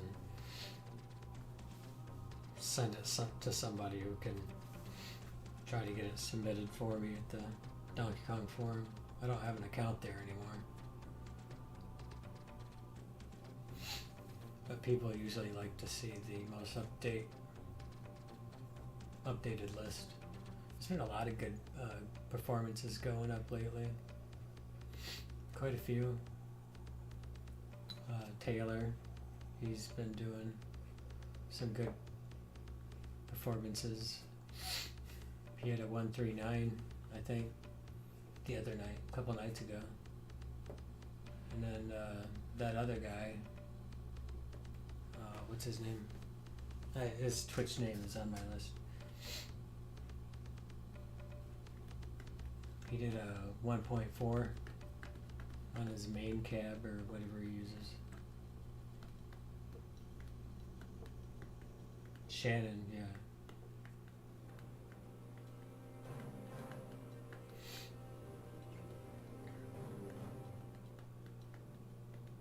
Yeah, so lots of new scores popping up on this game lately. It's kind of neat to see it a little more active. With people trying to aim for 1.5 and stuff like that. I mean, it's just craziness.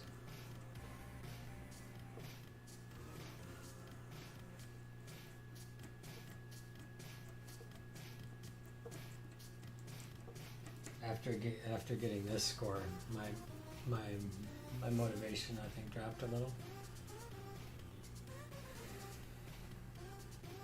Because it's hard to get myself to sit here for 3 hours. Sometimes more if I have to do a restart.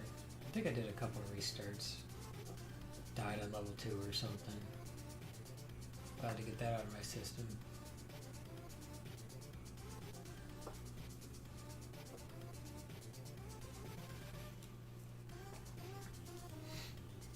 Yeah, but I remember I bought this Junior PCB for $80. The guy said he didn't know if it worked or not. And I said, well, I can test it for you. I mean, I'll buy it. You can ship it to me. And if it works, then, I'll just keep it. But if it doesn't work, then, I can send it back to you and you'll know that it actually doesn't work. And he was willing to take it back if it didn't work. Thought $80 for the board was a good deal. So I did the whole deboxing video on it and everything. Pulled it out of the box and hooked it up. Played it for a while. Yeah, it was a good deal because I already had the Donkey Kong, so I could just swap in the board. I still got to figure out if there's something wrong with my Donkey Kong board, or if it's because the test board, I had the whatever you call it.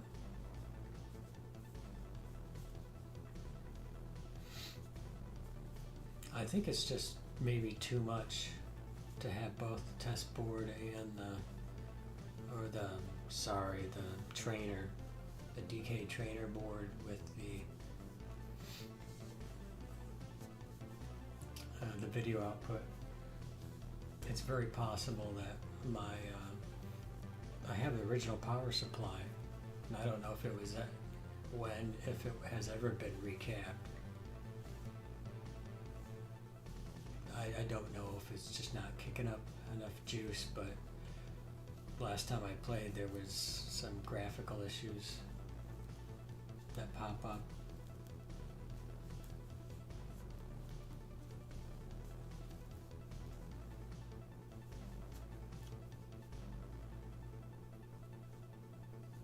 I mean, for all I know,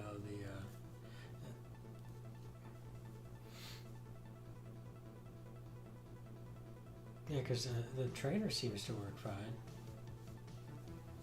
Yeah, whatever. It is what it is.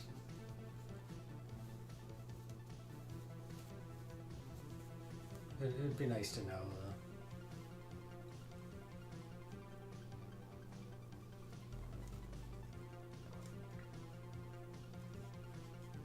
I hate the idea that it's maybe the game, the ROM on the game chip is broken or something.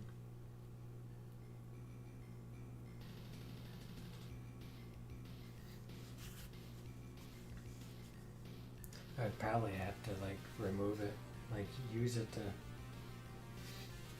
de-rest the game and then just remove it and see if it still happens.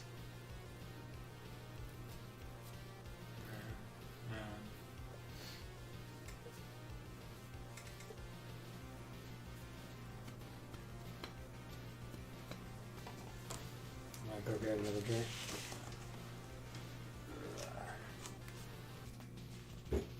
Sit here.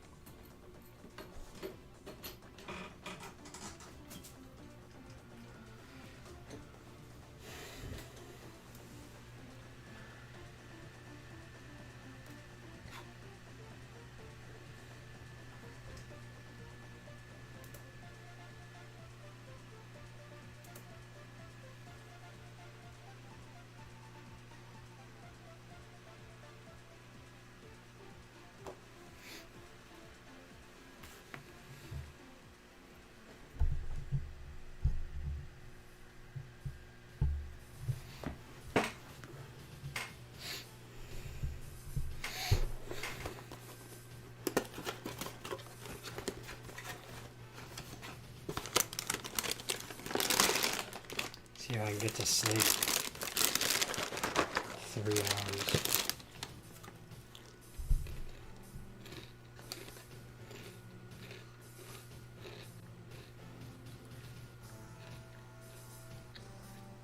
Perhaps you feel you've been treated unfairly? No. I have altered the plan. Pray I do not alter it further. Man, this deal keeps getting worse all the time.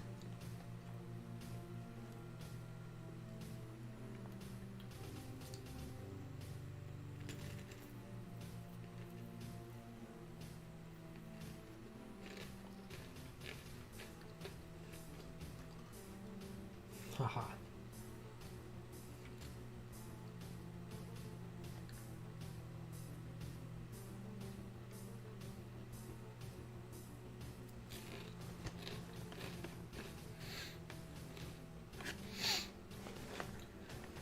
Yeah, I got this shirt at a Kroger or something like that. They were selling it was after Force Awakens came out.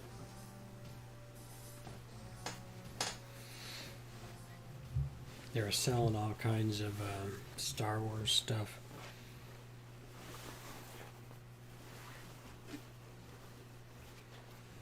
I think I got the shirt. I got some pajama pants. I actually got a couple different shirts. And then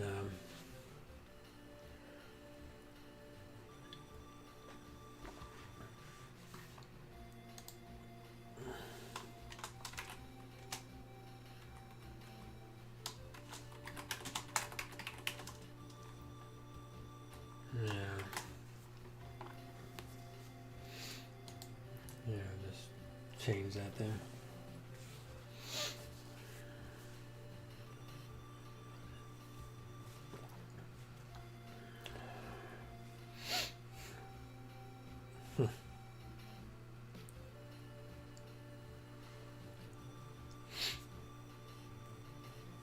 I wasn't happy at all with how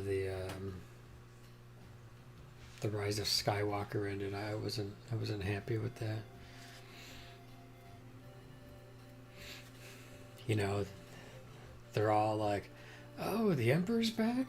Oh, you know, yeah, that makes sense." And Leia's like, "Always in the shadows."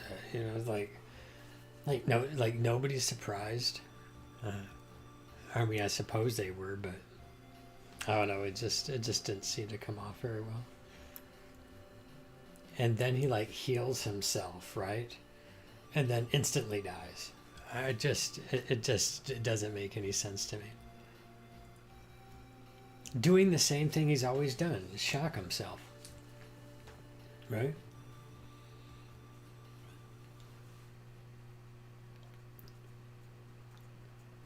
Be like, hey,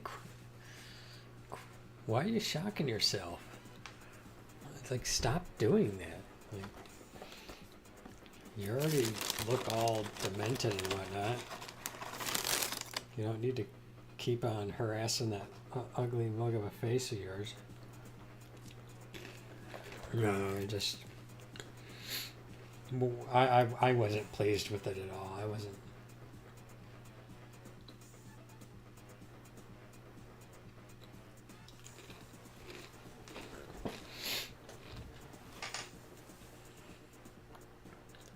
Now, that's not to say I didn't like certain aspects of it, you know. I don't say a movie is all bad. You just have to kind of take it for what it is. I think you saw the wrong episode. What does it mean to have seen the wrong episode? You thought you were watching The Rise of Skywalker, but you were really watching The Last Jedi or something?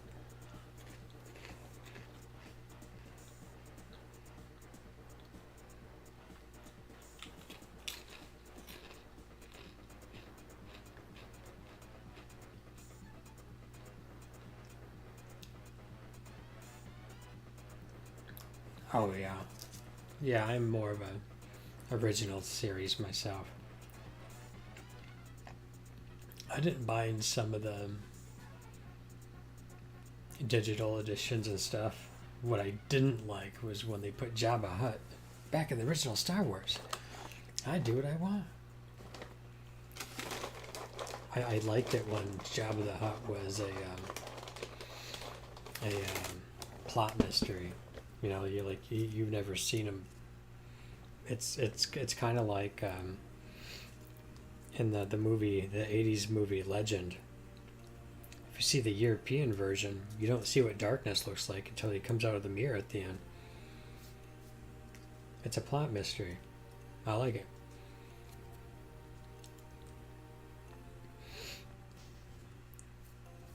But in the US version, they put him right in the beginning. Like, dude, like, why? What did you just do? Why did you do that? It's alright. I grew up on that version, so I guess I always knew what he looked like, but yeah, digitally putting Jabba the Hutt back in the original Star Wars. That was like one of the few things I liked, I guess.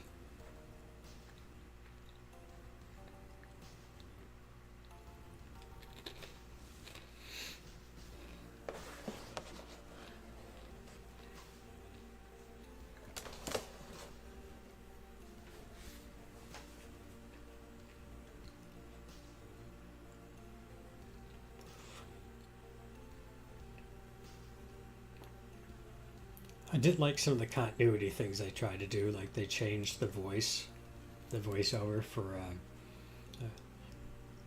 Boba Fett, which basically eliminated, that actor, the original actor's voice. I was like, yeah, I know what they're doing there.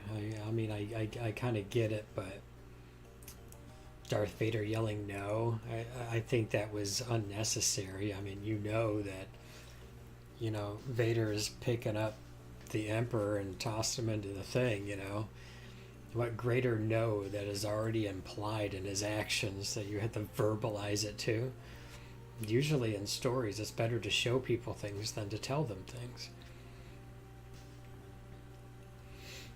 I don't know. It just doesn't feel right having him yell no there at the end. I think Star Wars is perhaps one of the most edited films of all time. There's like so many like various edits and stuff. I don't mind some of the edits, don't get me wrong. I'm definitely not hating on everything there. It's just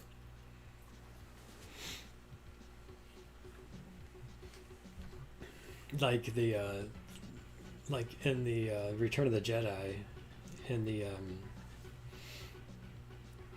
the dancing scene.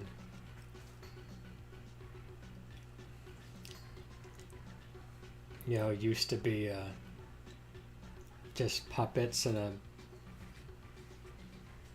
people, and then they put that really strange what do you call it, CGI weird singer chick thing in there, and I was like, what in the heck is that? Who thought that was a good idea?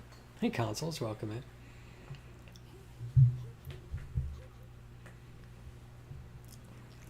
Your birthday is May the 4th. Yeah, May the 4th be with you.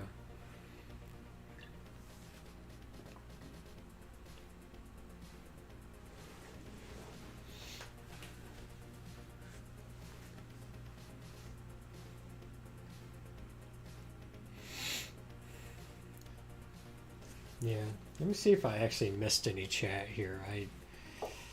Sometimes I get playing, and then I miss something. Let's see here. Okay, because we got the host. I remember seeing that. Said hello to Trainer. Yeah. Got the Carp Imp host.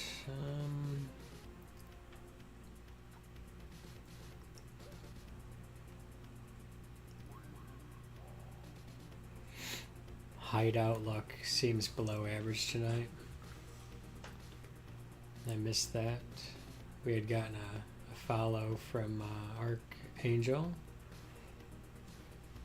Redmond stopped in, asked me if I was planning on speedrunning DuckTales.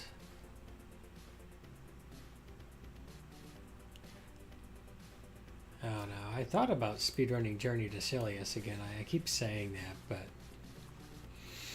I got pretty consistent at that game, and I have some easy time to pick up. And I'm only, like, my run is second place, I think, maybe third. And I lost 4.5 seconds at the very end. But the world record is only 1 second faster. It's because I messed up.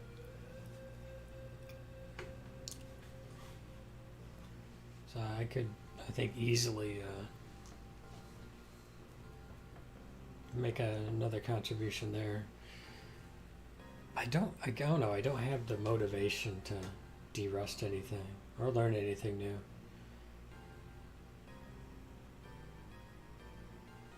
I don't know.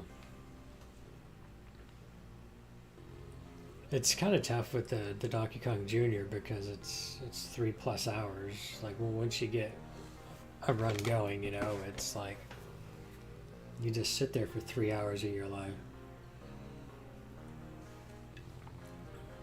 You don't really get that back, you know.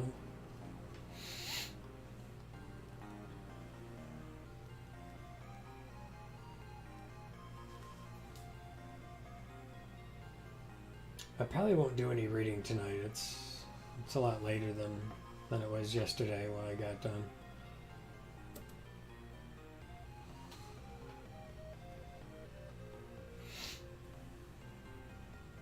Well, normally what I like to do is just do a like drop a quarter, and I don't know, I think once I get past like the 30-minute mark, I really don't want to reset, because it's not like I'm grinding out a certain start either, you know what I mean? I just kind of just take whatever I can get, play it for as long as I can. I mean, if I die before level 5, it's like I want to get some really good traction, you know? I want to get really deep in the game.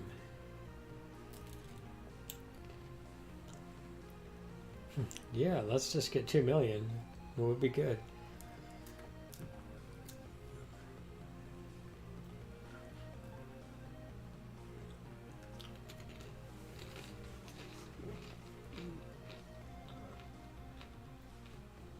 I don't know if what I want to do.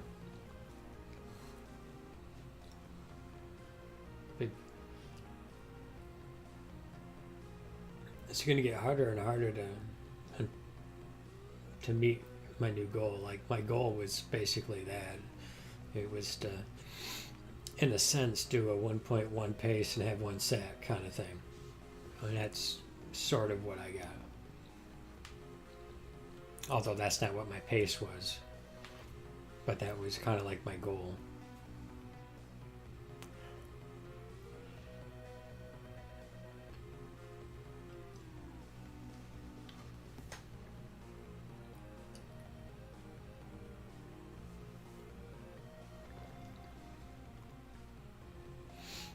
Yeah, I was kind of bummed out when I failed that. I won Blue Chain. Like, what I was supposed to is push up the third, or what I call the third doubles, up, and then hit the second to last bird, and then grab and pull up. For some reason, my brain thought, oh, maybe I don't remember what to do here. Or worse, I think I had to maybe I had a red snapper in the way as well. And then I'm like, okay, well, I'll have to abandon that. Maybe put up the second double. I don't know. It just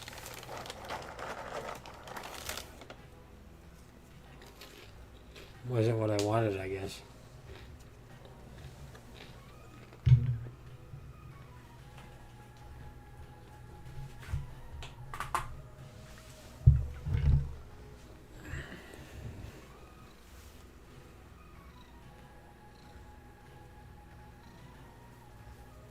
There. Yeah, PB cat. There. Purr, darn you.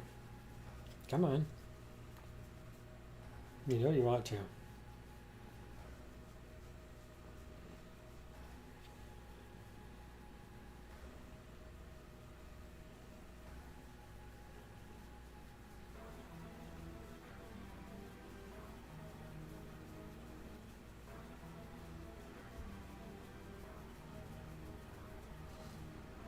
It's already purring.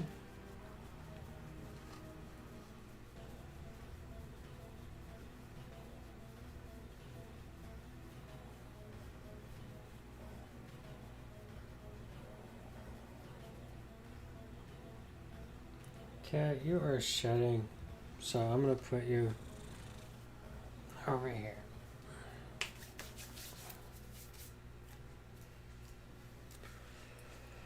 Wow.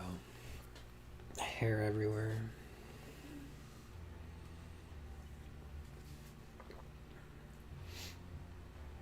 I don't know, I guess I could.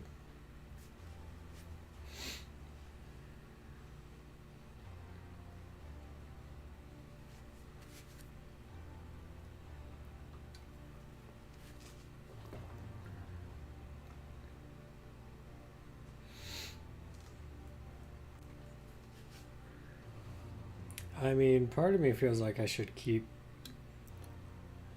grinding scores because well, it seems like every night that I play, well, most nights when I play, I actually end up getting just playing it to the end kind of thing because I'm consistent enough to not die a whole lot, but I need to do better. I mean, it's just 3+ hours of paying attention. It's so easy for the brain to just glitch, you know? And that darn snapper board just...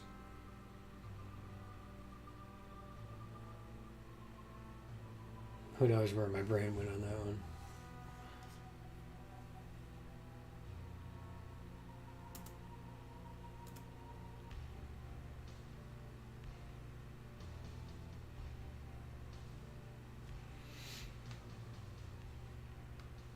See, I was looking to see what some of my recent score improvements were.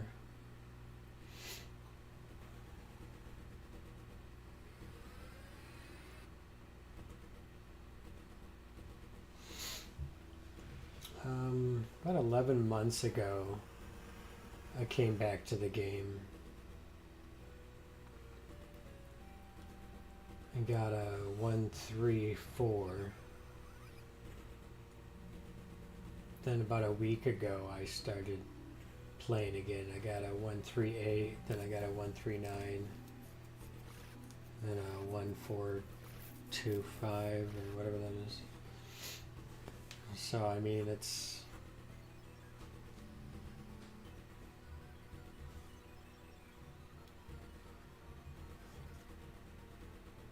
like 11 months ago. It was. I still had Ben Falls and Mike Casper ahead of me. Then I jumped into third overall. And that's when Taylor and Shannon jumped up above my score, and then it's time to beat them, I guess.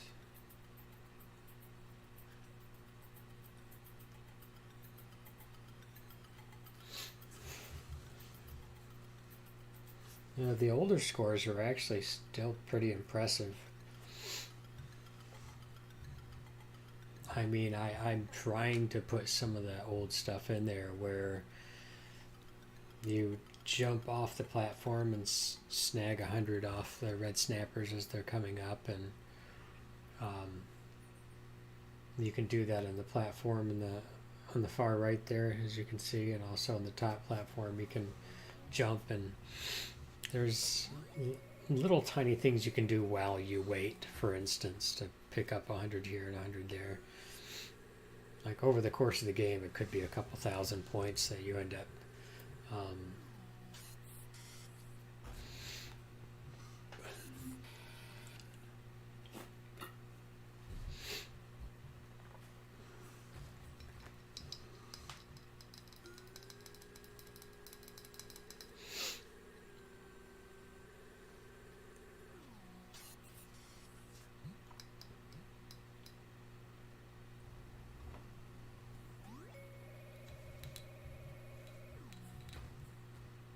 I don't know, like right now it I guess it's been fun because most quarter drops go to the end, and if I get to the end it's a new PB, but it's going to start getting to that point where I'm going to have to just,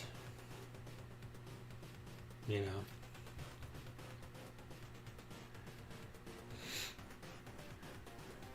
those little extra 100s. Yeah. I just started putting those in, and I need to like fine tune them as well. I also need to fine tune when I might have a 300 jump on the left with the snappers on the edge, even if I'm standing on the right waiting. I'll need to know, like, at the release of the blue, where would he be for me to snag that so I can go and grab it and get back to the right. There's little tiny bits you can do.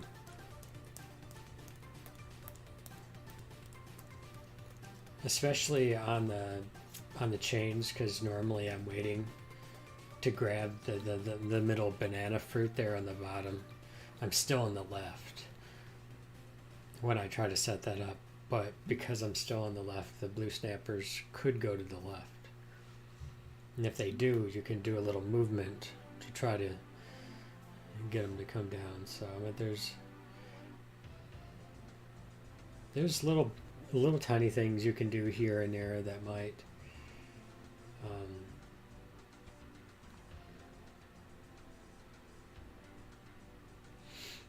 but ideally I think maybe I'm taking too long sometimes to get to the top right. I think maybe sometimes I should be more aggressive. What really helped it was when I practiced to jump over a blue onto the platform on the left. If you don't do that, sometimes you miss opportunities to get up and off while the breads are coming up. You have to know how to space that out so you can jump up and over the blue and onto the platform at the same time. Otherwise, there's missed opportunities, and then you're just bleeding more points. I actually had a point in my game where I missed out. What I started doing, if I wasn't 100% sure whether I needed to be on the left or the right of the chain, I would just extend my arm out, and that snags both. I don't do it all the time. Only when I only do that when I'm a little uncertain.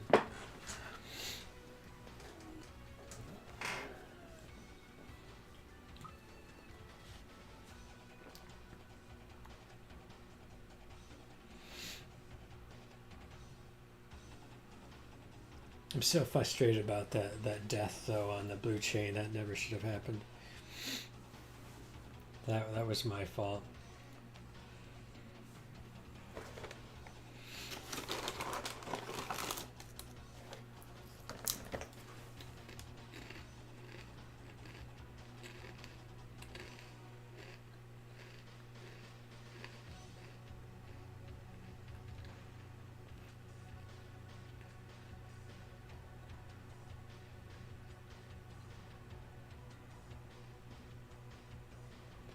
My kill screen was really good.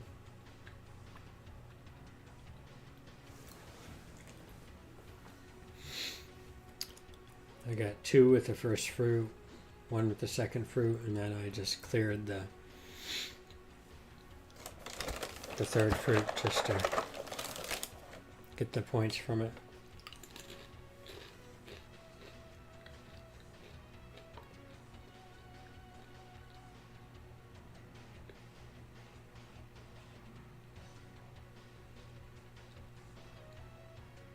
Almost had a 5-bagger in there. That was almost good.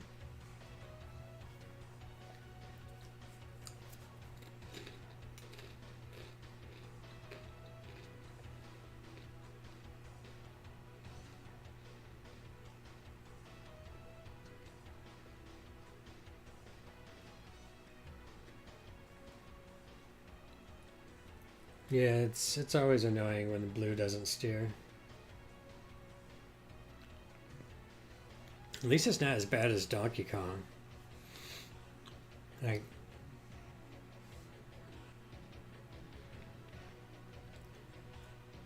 in this case, you don't have to steer very much. I do it sometimes to simplify the right, or to try to set up one extra additional smash, but I mean, we could end up with all kinds of missteer opportunities.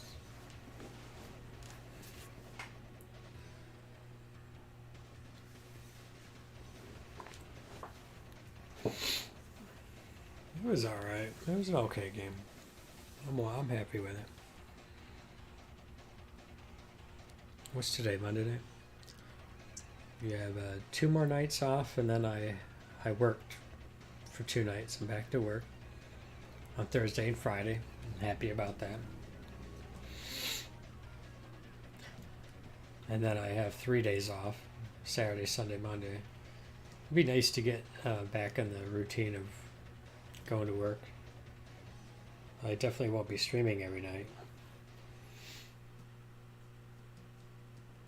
I'll have to decide what I want to do on my nights off.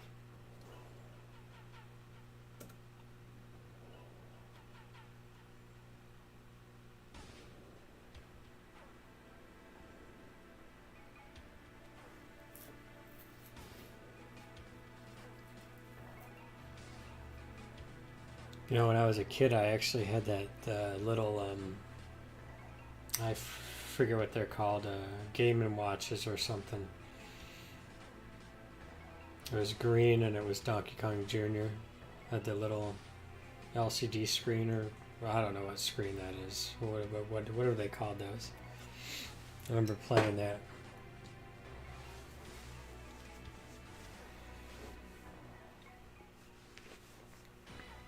I'm sure it had nothing to do with me wanting to play this later on. I only played this because it was associated with Donkey Kong, and after watching the King of Kong, I guess I wanted to beat Steve Wiebe and Billy Mitchell and Donkey Kong Jr. as well. Though I think didn't Steve Wiebe get 1.1 on Donkey Kong? I think maybe. I think Steve Wiebe did. Oh, what's that other guy's name? He did? Yeah. I still haven't done 1.1.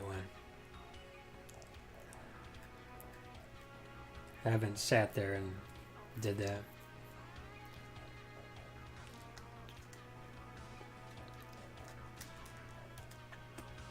Oh, is that right?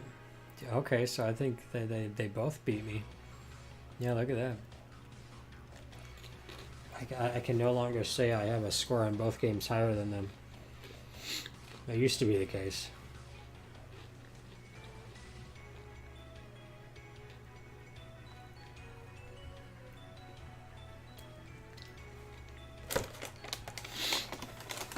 That was kind of a personal goal of mine, is to beat both their scores on both games.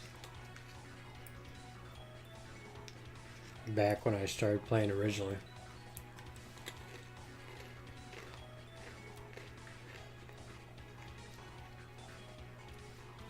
Yeah, I think even Marky D did 1.1 on Donkey Kong. Yeah, 1.1's the new kill screen, right? 1.2's the new million, and 1.27 is the new 1.1. I don't know how people look at it nowadays. So many people have kill screen Donkey Kong. I remember I was so excited when I kill screen Donkey Kong. I had a webcam facing my keyboard on or on my computer monitor on MAME.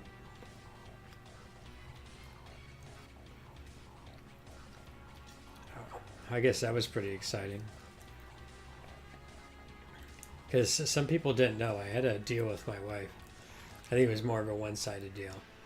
If I could get a kill screen on MAME, which I did live on Twitch,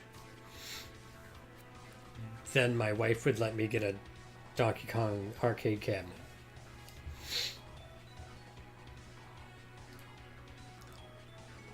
That was kind of cool. That's actually when I got the arcade cabinet at that time.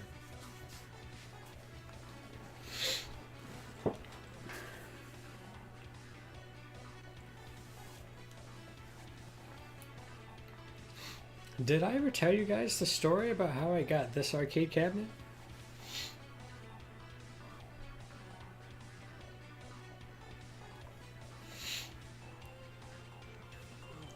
My wife actually drove out to Minnesota to pick it up. And Mitch, he lived in the area, so he met her at the pickup location and helped her store it into the van that we had. And so she drove. It was a good 10-hour drive both ways or something. She wanted the road trip. It's not like I made her do it. Come on now. She drove 10 hours there, and Mitch helped her load it up and everything. And then she drove back.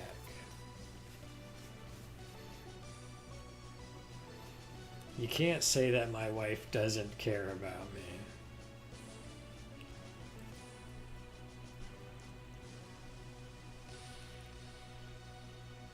I suppose if she didn't like the idea of a road trip all that much, she probably would not have made the trip. The first Donkey Kong I got wasn't this one. I traded that in for the Mario Brothers wide body because I wanted to get over 1 million points on that one too.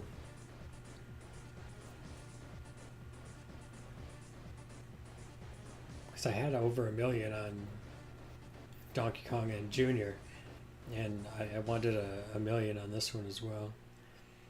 Never had a desire to learn Donkey Kong 3 though. That's a shooter. I never had the desire to learn Donkey Kong 3. How Ben Falls could just jump on that game and get the repetitive blue screen. You remember that? A bounty was put. Now, who was it? It was George, wasn't it?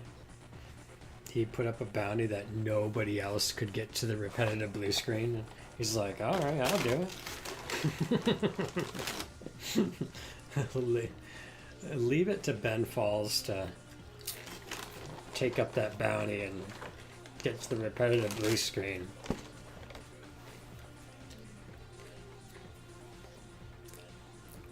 And those DK3 guys.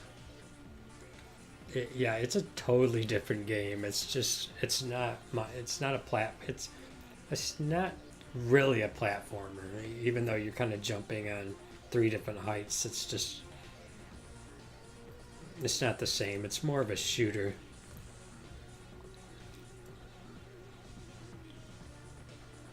And you have to kind of just memorize and respond, I guess. You just have to like shooters, you know. Not my cup of tea. That has never been my cup of tea. The only non like Mario based arcade game that I ever got involved in was Pac-Man. I played Pac-Man a little bit. I wanted to learn all the patterns. I wanted to learn all the grouping and everything. I thought that looked pretty cool. Though even after you learn all the grouping and everything, your ninth key pattern for 2.5 hours or however long you have to do it for. Yeah, I mean you're still having to patternize the ninth key. Do the same thing over and over again, making sure you're cornering everything and not messing up. That doesn't appeal to me as much as like grouping and getting all the ghosts. That's neat. That's the only other arcade game I ever kind of dabbled with.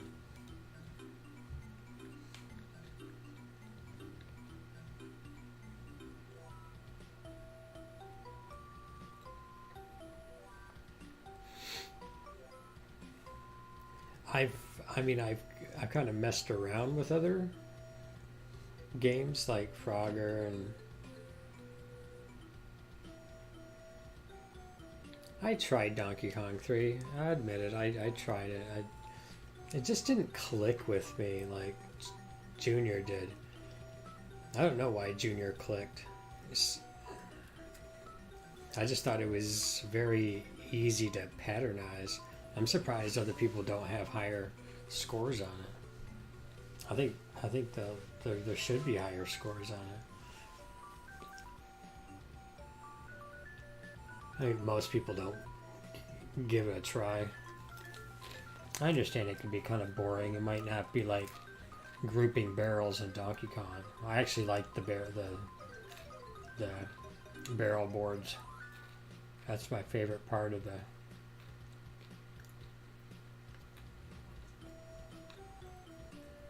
It's the RNG on the pies and the rivets that aren't very appealing to me.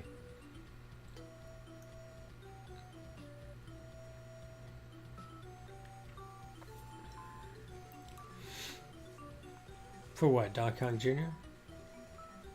I'm not familiar with the DK Masters achievements. You talk about like the tags or badges. People can get badges for getting a kill screen and stuff like that.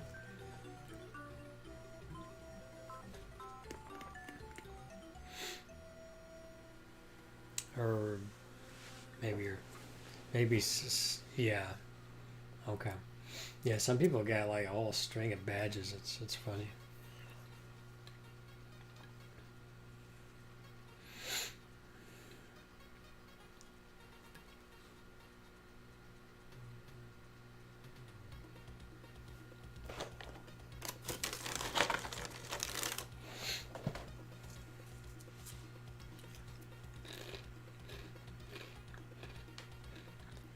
Yeah, Crazy Kong. That's right.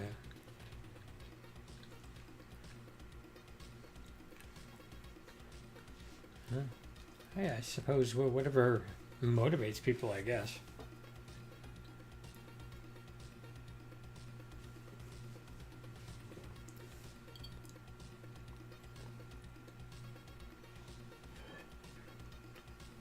It makes sense.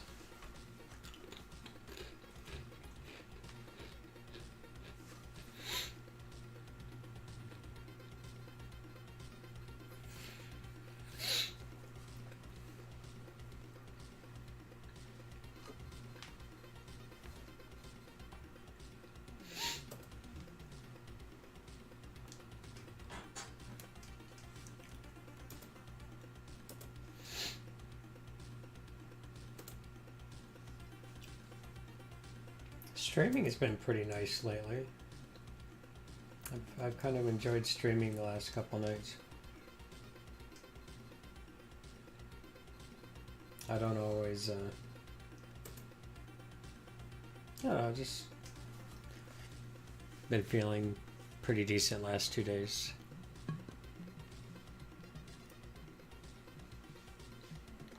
My motivation is sometimes really super low. No. The clunky junior controls?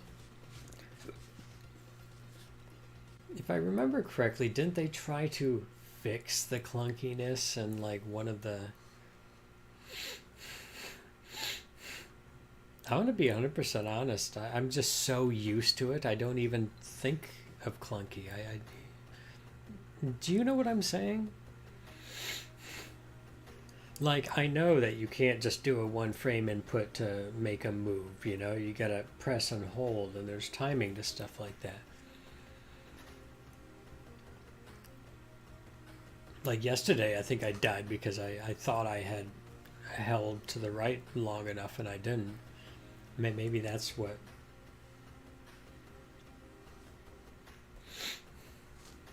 I don't know. I guess I never felt that it was clunky. I just took it for what it was and not for what I would want it to be, perhaps. Maybe that's what I mean when I say that. Like, I guess I just got acclimated to the movements. Like, I know Dean really hates that springboard. I'm pretty sure Dean would have a lot higher junior score if it wasn't for the fact that he hates the springboard. I remember one time he was playing the game and he kept not getting the super jump and he was getting real ticked off. That was this one.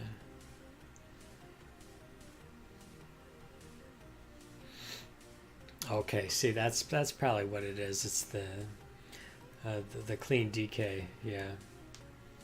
Then there's the input delay in junior, yeah. Yeah. Like yesterday, I died because I think you were here when I went to press down to hit the fruit on the bird on the springboard stage, and I went too early. I was really zoning in on that today. I was like, I'd rather. It was pretty tight on the right hand side sometimes, where it's just at the last second I get to a good spot for that third one. You don't want to steer the third one; you want to stop, and then you can go and down.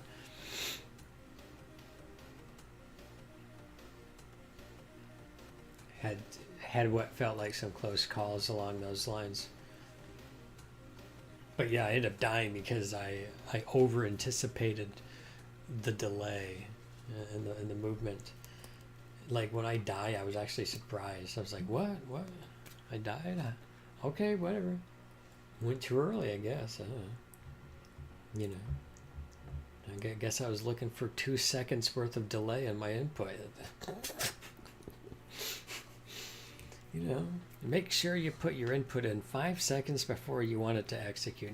You gotta hold it down, or he's just not gonna move. It's just so clunky.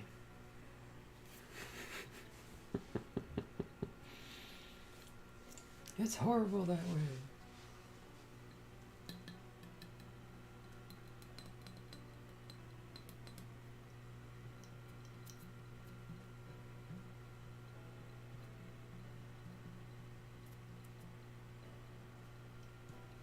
Has Dean been playing DK every now and then?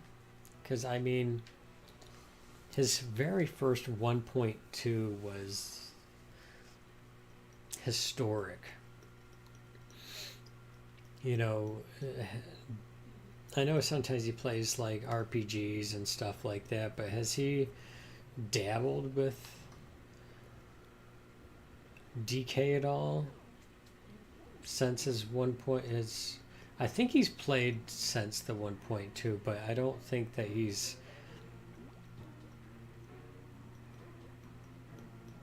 I don't think he's put any serious gameplay into it.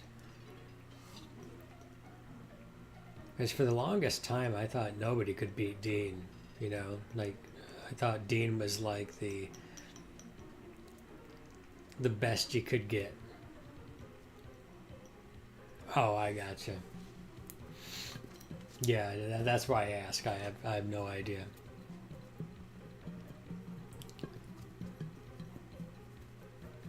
Well, believe it or not, I remember F Symbols. One night we were talking, and he said, "You know what? I finally realized that there could be a person that's better at Donkey Kong than Dean Saglio." And he was talking about you.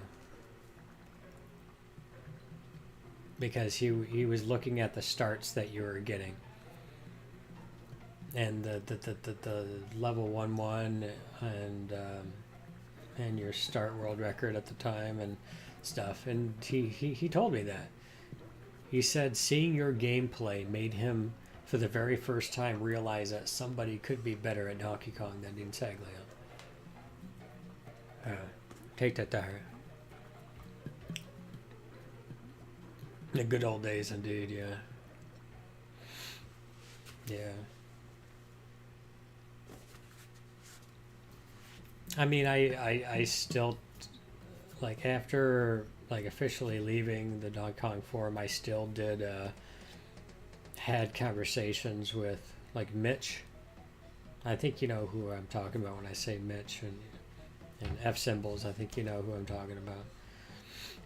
I think mainly those are the only two people that I've ever, like, had conversations with people. No, I talked with Tanner, I think. Yeah, I talked with Tanner because he's doing the Mr. Video thing. So I initially talked with him about that, but not so much anybody else. I tend to keep to myself and do my NES game stuff, and those things weren't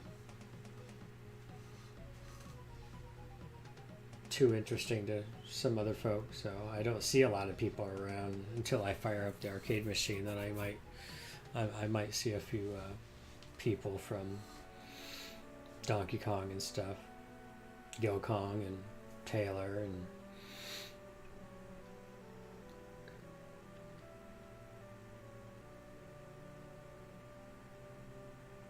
I see folks in here.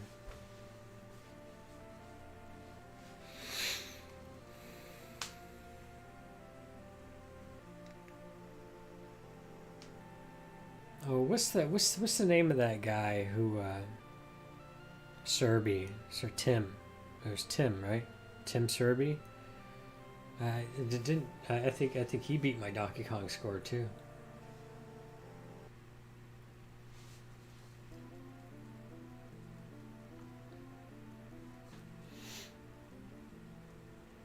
Yeah, lots of people beat my score just by a bit.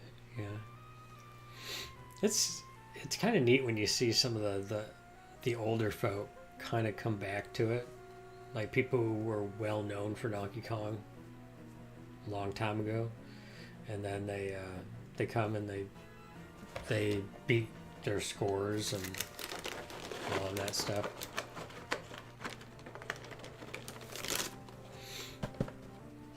Like I don't know how, like, Weeby finds the interest to jump back on the cab every now and then.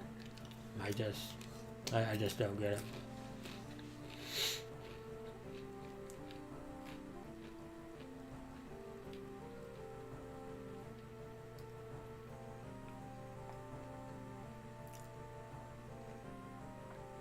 I'm not even sure if Lakeman is still. I don't think I've seen him live recently. I'm usually not on Twitch watching a lot, so I don't see a lot of stuff. I just see that the world record switches hands every now and then. It just gets too crazy. It's just an RNG crap fest now. Oh, he said he retired? Yeah.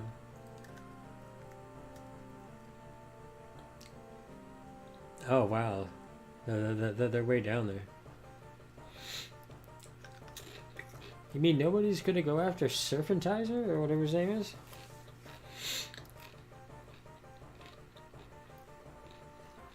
Yeah, I mean, I do have to admit, Lakeman was in there a lot earlier. I mean, he was going back and forth with Wes Copeland. So I mean, Lakeman's been playing that game for a really, really long time. So, you know, he's been working at it for a long time. Oh, did he have? He submitted one that's 100 points higher than the present McCurdy score. And what it doesn't have all this same kind of what do you call it, verification and stuff.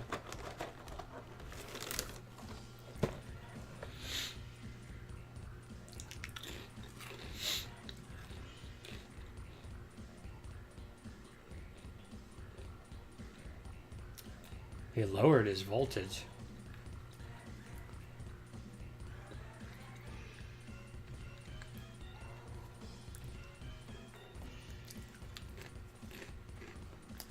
Oh, okay, that's fine. I mean,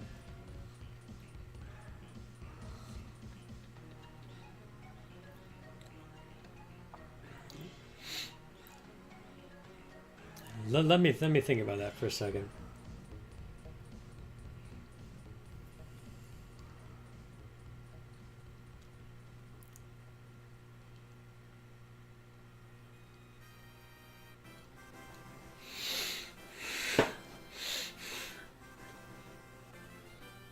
Technically, there's no rules about your power supply, right? Is there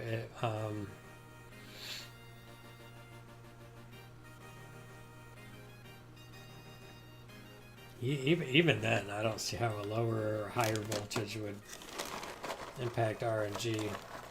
I do know, for instance, one time like when I first got my Super Nintendo, they gave me the wrong plug for it, and it was supposed to be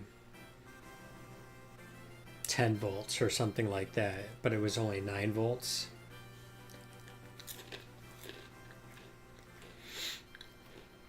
Yeah, I'm not quite sure I understand that either, because as point of fact, some of these older power supplies probably do run at a slight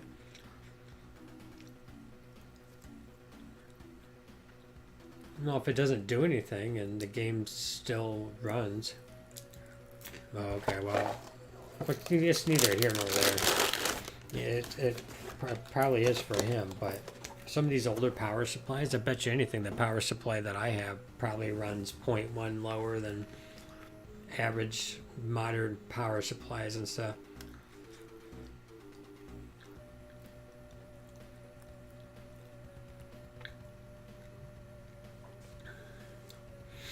Huh. I guess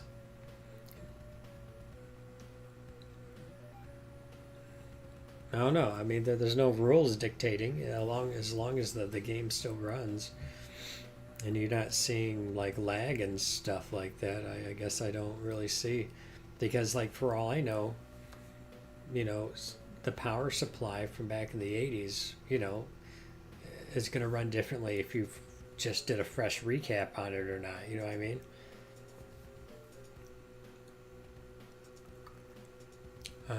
Oh yeah, I forgot to tell my story. Yeah, so I had a wrong power plug for it, and every single time I would push certain buttons, the game would pause, and it's not supposed to do that. I had no idea what was going on, but for some reason, the game was acting up. Like the rest of the game looked fine, just like the code was lagging or it was messing up, that it was interpreting raw inputs as wrong and stuff like that, because of it was running one full voltage lower, you know. Um,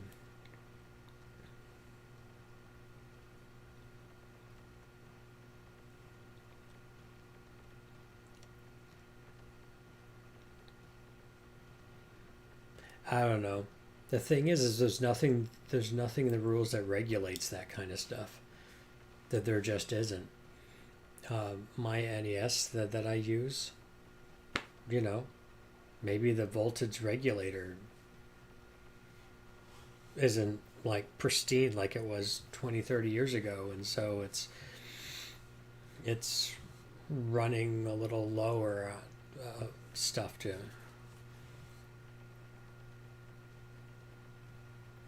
Maybe. I suppose it's possible.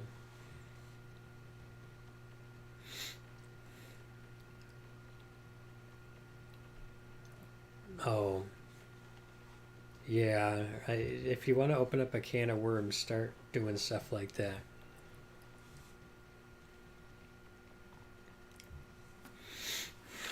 Yeah. If I did a gaming performance that was,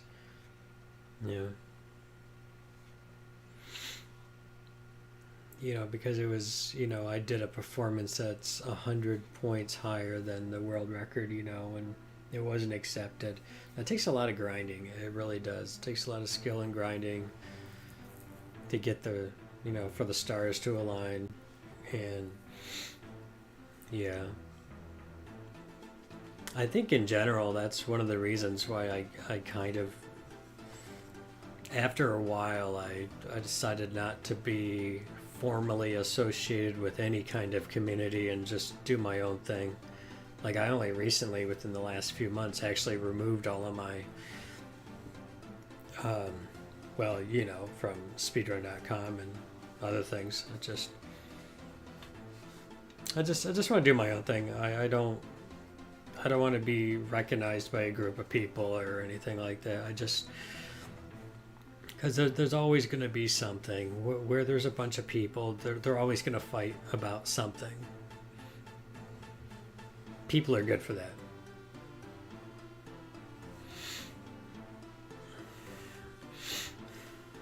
Yeah, I mean, people will always find a way to fight about something. There's always going to be drama. Even with something like that, that's actually gaming related, actually, when it talks about like the voltage. It's not in the rules. I've had people make arguments like that all the time. It's not in the rules. You can't say, hey, I'm not going to accept this, and then you're going to add it to the rules, and then you're going to apply it retroactively or something. Because now what do we do about every single power supply that's ever been used? Now do we have to pull out the multimeter and we have to actually show what our voltage is for everything now?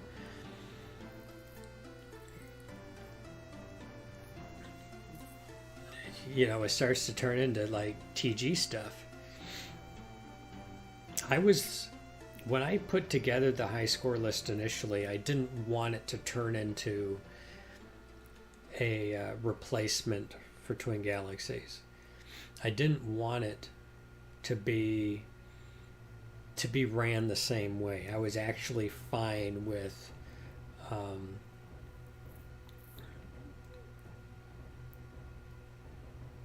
with the lower standard. All right, so Lakeman believes it to be an advantage, although it may not be. And it was an attempt to cheat or manipulate the game, which may be the case naturally for somebody. Let me give you an example of a speed run I did. It was on Family Feud.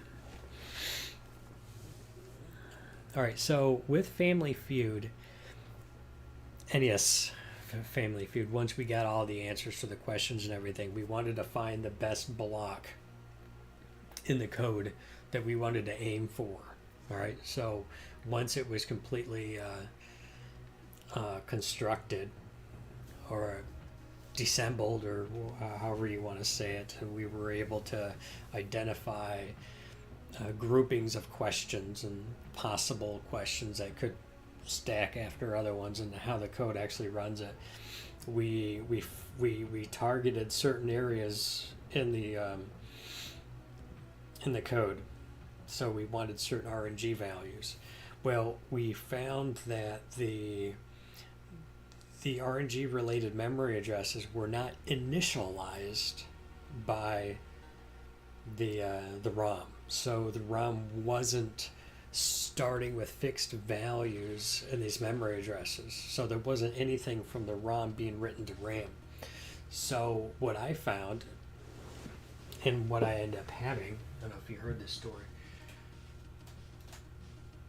I have a lot of consoles.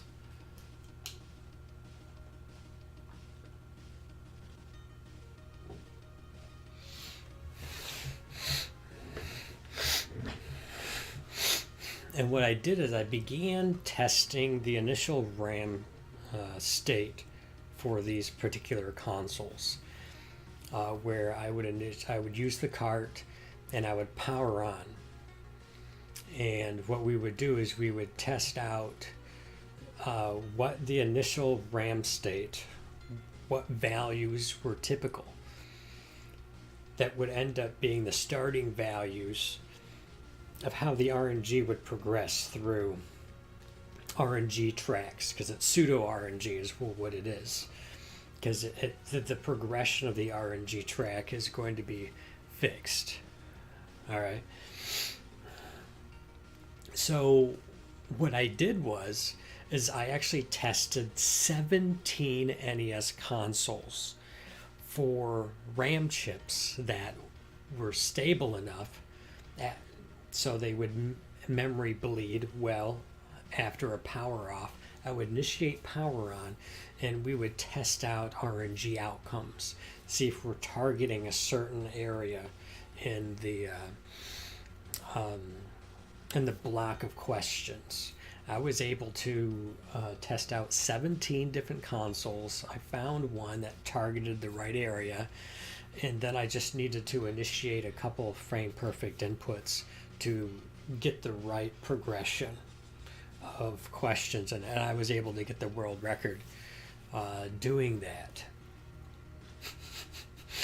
Now, NES NE% is different than, say, one's attempts at an NES speed run. Now, for me, it was original hardware, but the RAM chip default state or values that would be in them may be different than another console. So having so many consoles allowed me to be able to find one that had RAM chips that were favorable for the RNG manipulation that I was trying to do. Now, there's nothing in the rules stating you couldn't do this, right? It was considered ingenious because I basically was using original consoles. That's basically what I was doing, you know. Now, what is interesting is that there's never been, even in speedrunning that I know of, a kind of voltage check on things. Sometimes, okay, so there's a game I'm thinking of, Contra. Okay, NES Contra. It has been observed using a top loader. Only once has it been observed in doing this, where just in the middle of the stage, for no apparent reason, all of a sudden finishes the board and jumps to the next level. For all we know, no, we've tried breaking this down.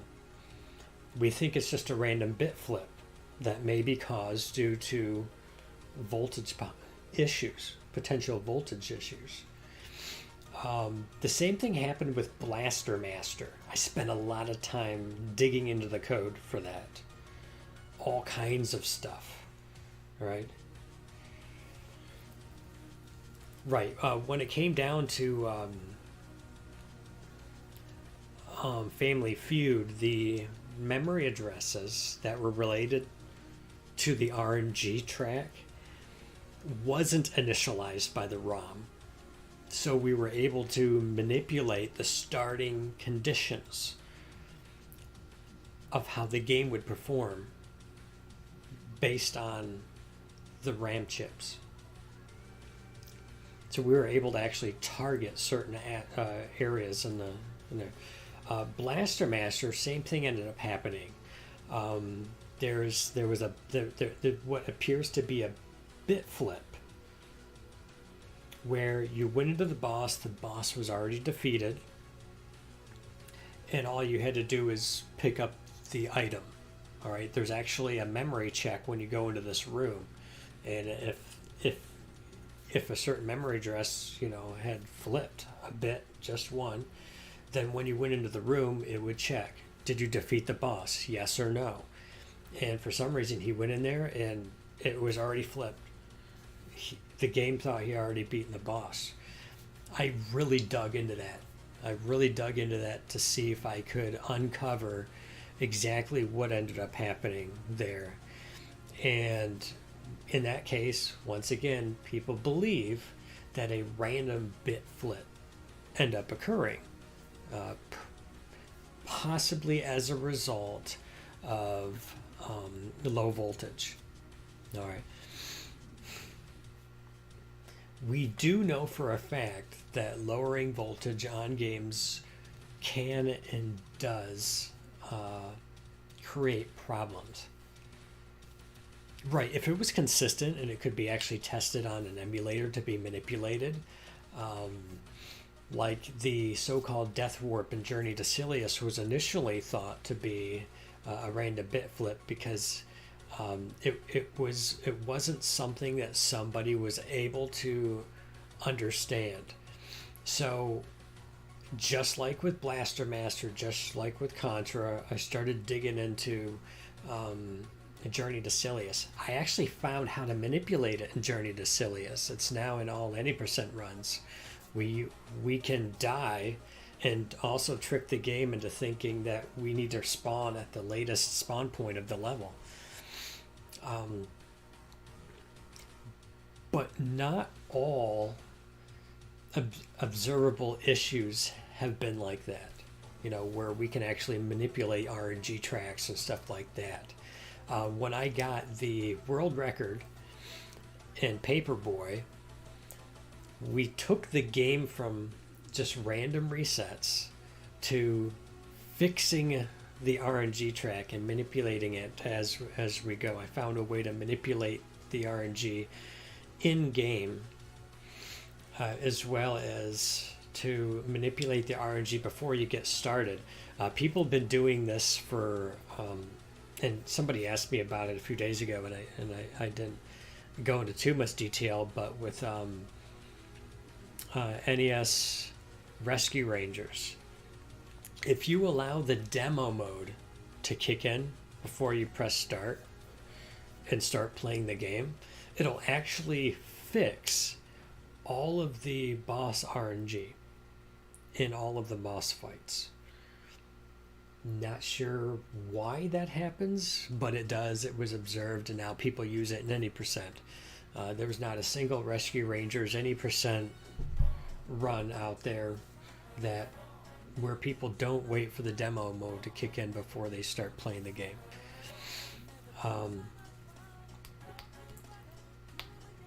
But like when it comes to like any percent, there's never been any kind of you gotta crack open your I don't like this. It's just annoying. where you have to crack open your NES. You gotta. Now, it's not so much the power supply coming into the NES that you're concerned about. It has to do with the voltage regulator. Okay, it comes through the voltage regulator and then goes out to the board to various parts. Usually about 5 voltage, something like that. But you're putting in what, 12, 10, 11, I don't remember. It actually reduces it down to like 5 voltage, and kicks that out to the rest of the board. But if I were to test all my NES consoles, I bet you anything there'd be some that might run 4.9, 4.8, you know. And like, if I knew that somehow it gave an advantage, I've done so much in terms of using original hardware that I'm not manipulating, right? I'm not adjusting it. I'm not purposely adjusting it. I'm taking the state of the original product. And if it's kicking out 4.8, okay. You know, there's nothing regulating that. Yeah, it just sounds like Lakeman should have kept his mouth shut. It just seems too much at that point, I guess. Could be that loading memory to run the demo puts it in a starting state. Yeah, so what I think happens is when the demo kicks in, it's actually writing a fixed value. Okay, so I'm going to guess that when the game starts up, I'm going to guess that it doesn't initialize these memory addresses. So when people were getting there, they were getting various results, right?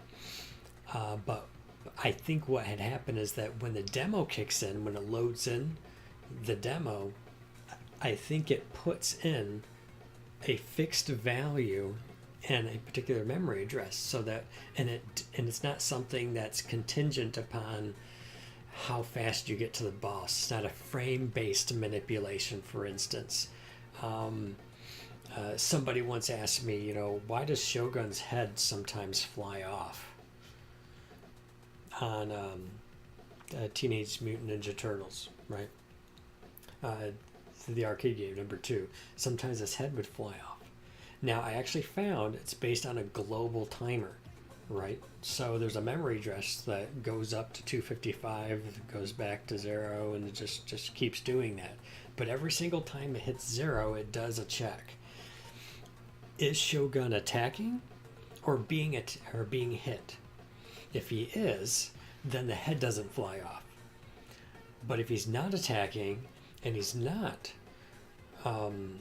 being hit, then his head will fly off when it does this check, and it'll do this based on a single memory address, right?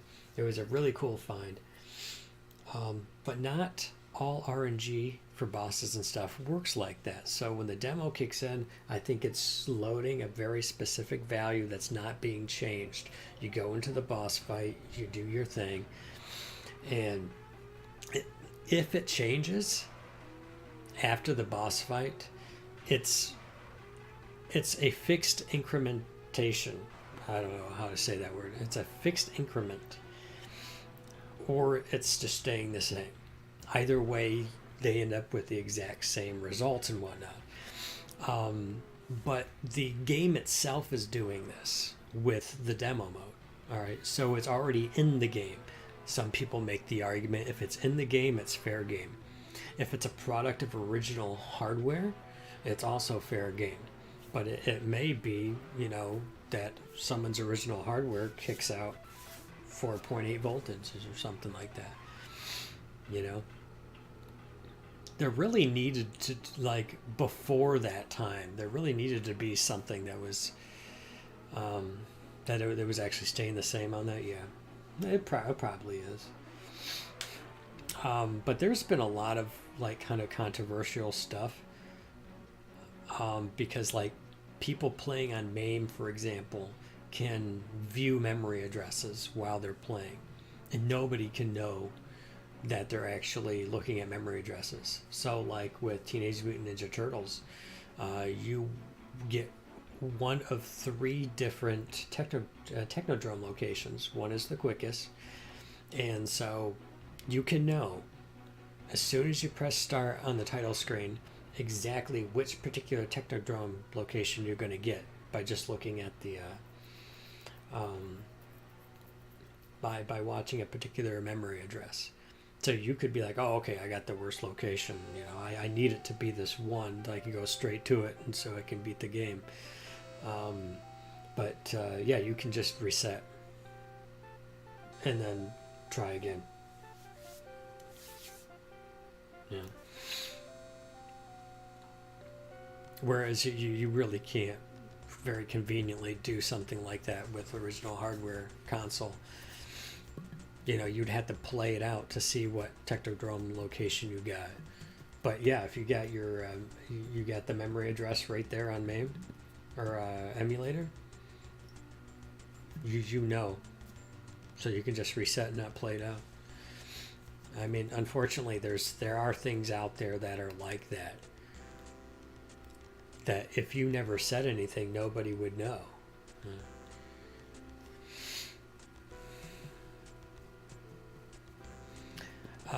With an IMP with MAME, the thing is that what's nice with an IMP is that if any of the settings were changed, it would eventually desync when the IMP is being replayed in MAME when somebody else takes the IMP file.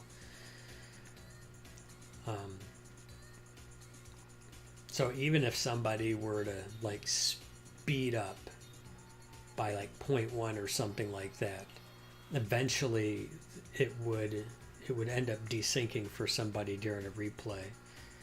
And there's also a ROM check to see if the ROM that was used that created the IMP was actually correct as well.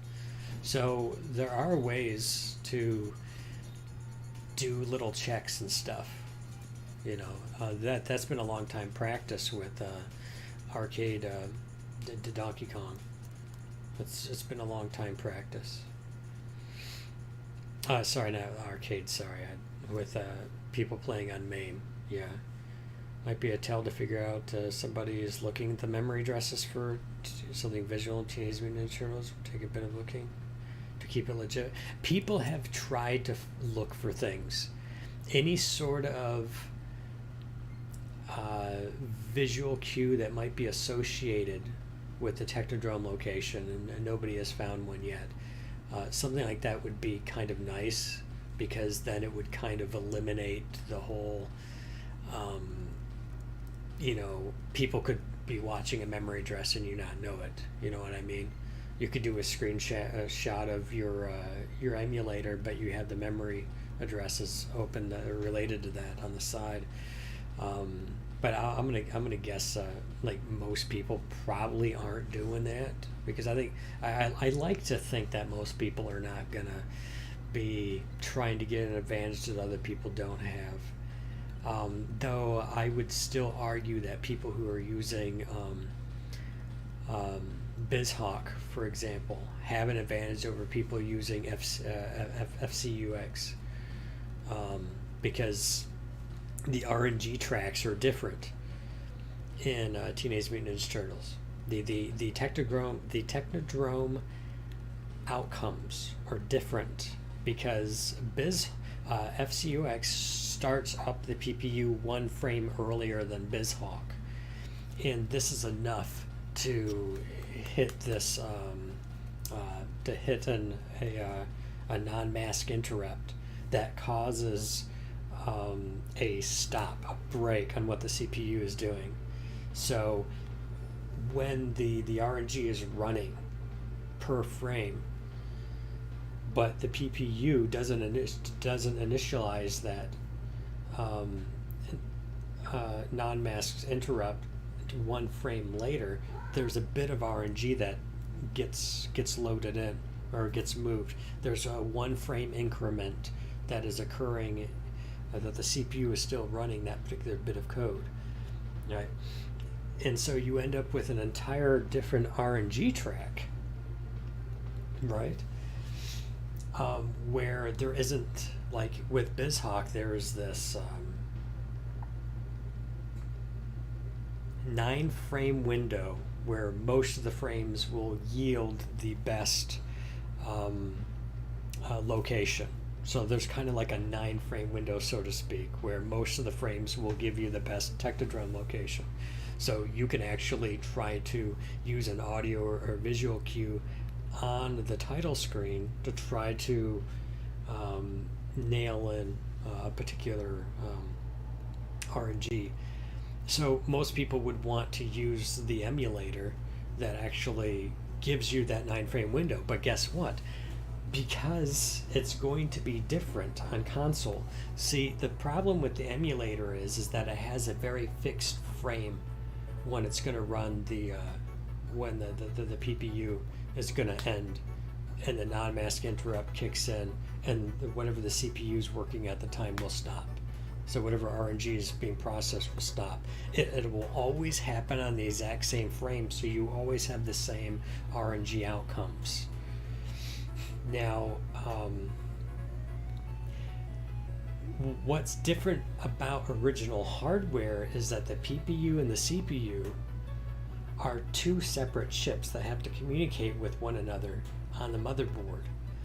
All right, and they could be aligned differently based on resets, power off, power on. You can have a different alignment, so to speak, of one starting before the other, and so when you can have variant results of RNG tracks. This is actually key to understanding how to manipulate the RNG in Who Framed Roger Rabbit.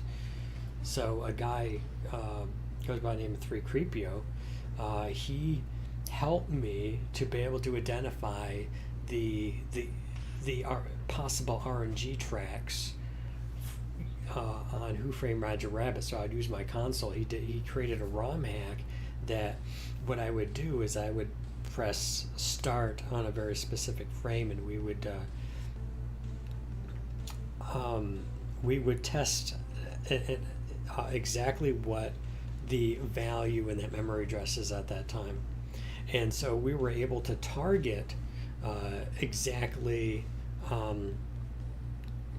what kind of results that I was getting with my console. Then he was able to plug that in as a starting value on an RNG track in an emulator and project it out, and then use different start presses to compile all this data about what RNG placement I could get throughout the game. And so my run of Who Framed Roger Rabbit is based on that kind of level of manipulation of the RNG. All right, it's based on RNG tracks, outcomes from my console, and testing those out and everything. I mean, there's so much that goes into that level of manipulation, just using original hardware. All right. Hey, Shaka. I have 2 arcade machines behind me. This is a Donkey Kong. It also has a Donkey Kong Jr. board in it, which is playing right now. Then I have an original Mario Brothers wide body here behind me as well. So I have a DK board and a Junior board. Those can be swapped in and out of the cabinet, you know. So yeah, so basically I got 3 arcade games I could play. Yeah, all of that really cool stuff, all of that really cool RNG stuff that goes into manipulating the RNG for like Who Framed Roger Rabbit was just awesome. It was just mind blown. In my opinion, it really opened up how we understand how the RNG can be manipulated because of these uninitialized. All right, it always comes down to the RNG related memory addresses that are not being initialized. meaning that the ROM is not writing a specific value to the RAM. And as a result, you know, you get the RAM chip issue. And then we have the CPU PPU alignment issues, you know. So you could actually end up using an emulator for Teenage Mutant Ninja Turtles that the RNG track that it always gives you on BizHawk, for instance, is always going to...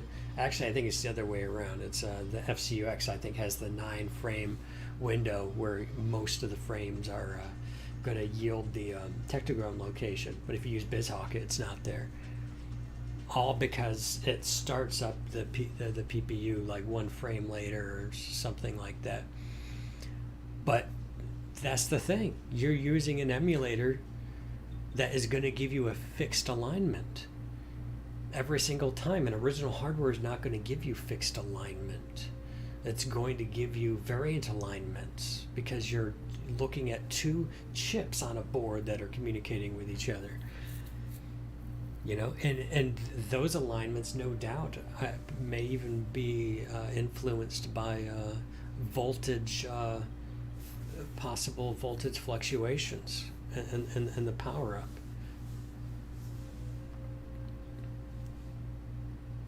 Yeah, I mean, there's a science behind this stuff.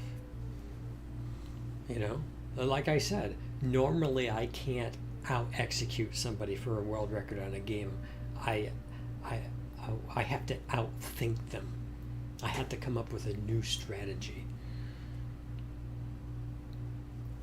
4-player gauntlet, huh? Well, I mean, you would have to have like 3 friends to come over and play some 4-player gauntlet, huh? Army of Crows has a gauntlet and a bubble bobble, huh?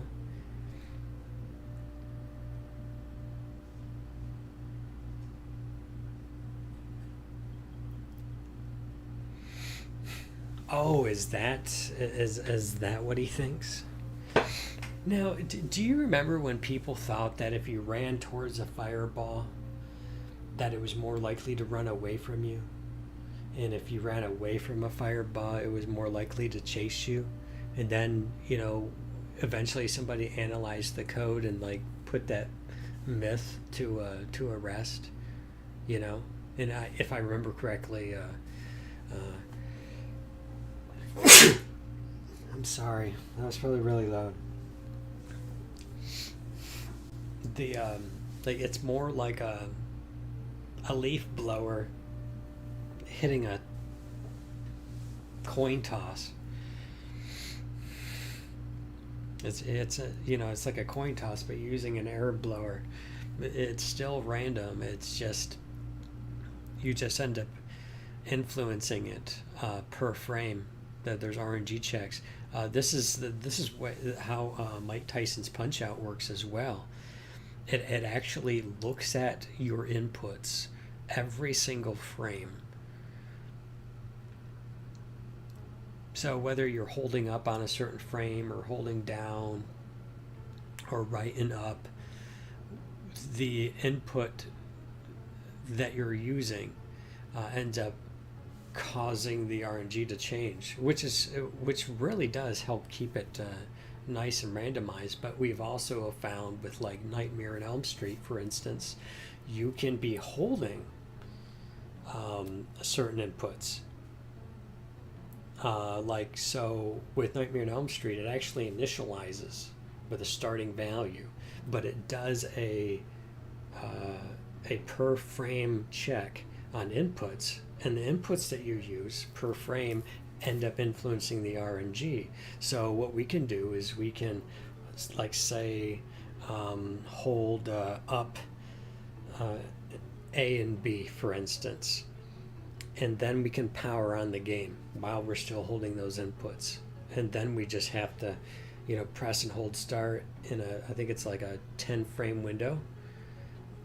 And so it'll execute on the first available frame because it's a dead zone. It's not reading inputs, but it'll take whatever input you happen to be holding after the dead zone.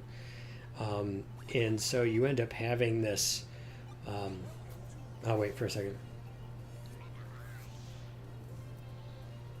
Thanks for the follow, Shaka. Welcome in. So what ends up happening is that it has a fixed value when it starts. It's doing a per frame check. We are holding certain inputs from power on, which is going to influence the the per frame random check. Oh, you're holding this. Okay, the value is going to change to this, and so on and so forth. And as long as you then press and hold in this 10 frame dead zone where it's not reading inputs, um, as soon as it starts reading inputs again, it starts being influenced by your start. And so what you're doing, you're holding those inputs until the game starts and you gain control of your character. At this point, it's no longer influencing the RNG memory addresses. It becomes fixed. The house order, for instance, becomes fixed, so you can go straight up to the first house, go right into the second house, and go into the third house. So you don't have to like run over here, run back over here, and so it became standardized that we were gonna be able to use the RNG manipulation that way, because it's actually doing a per frame, right? And because we can buffer our inputs, so to speak, so that it starts with that initial value. We have the exact same inputs going in for the same amount of frames. We can fix the RNG outcomes. And so, yeah, so everybody who plays that game now have certain input manipulation that they use to get the house order for it, which is really cool, actually. And the more little tiny things like this about games, the more that you can apply it to other games and try to do some sort of manipulation and stuff like that. Mickey Mouse and Letterland, same sort of stuff. Same sort of stuff. You can use input manipulation at the beginning and do a frame perfect start press. And don't think that's difficult to do, by the way. Don't think that initializing a start press on the title screen on a very specific frame is something that's incredibly difficult to do. It's something that can be done with great consistency. So, yeah, I kind of went down that whole rabbit hole of like different possibilities of like manipulating RNG in games.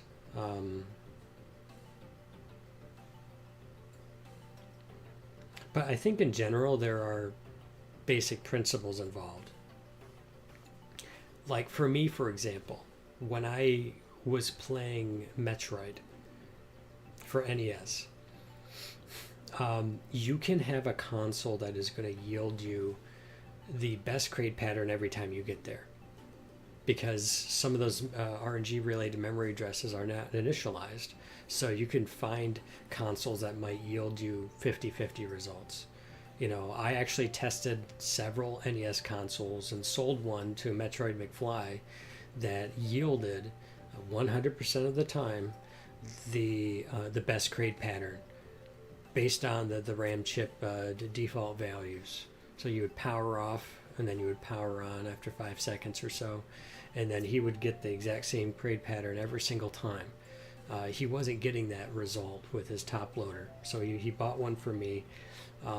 I argued that this is 100% legit because you're using original hardware. You just happen to have found a console that was more stable in the default values that it would use.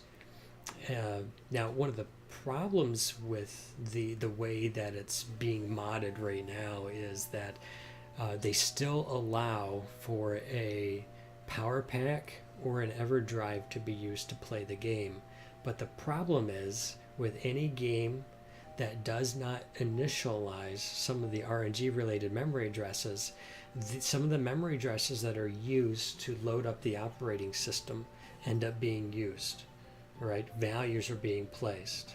And in fact, you could actually figure out which, you can actually move your file system around and change certain values if it happens to overlap.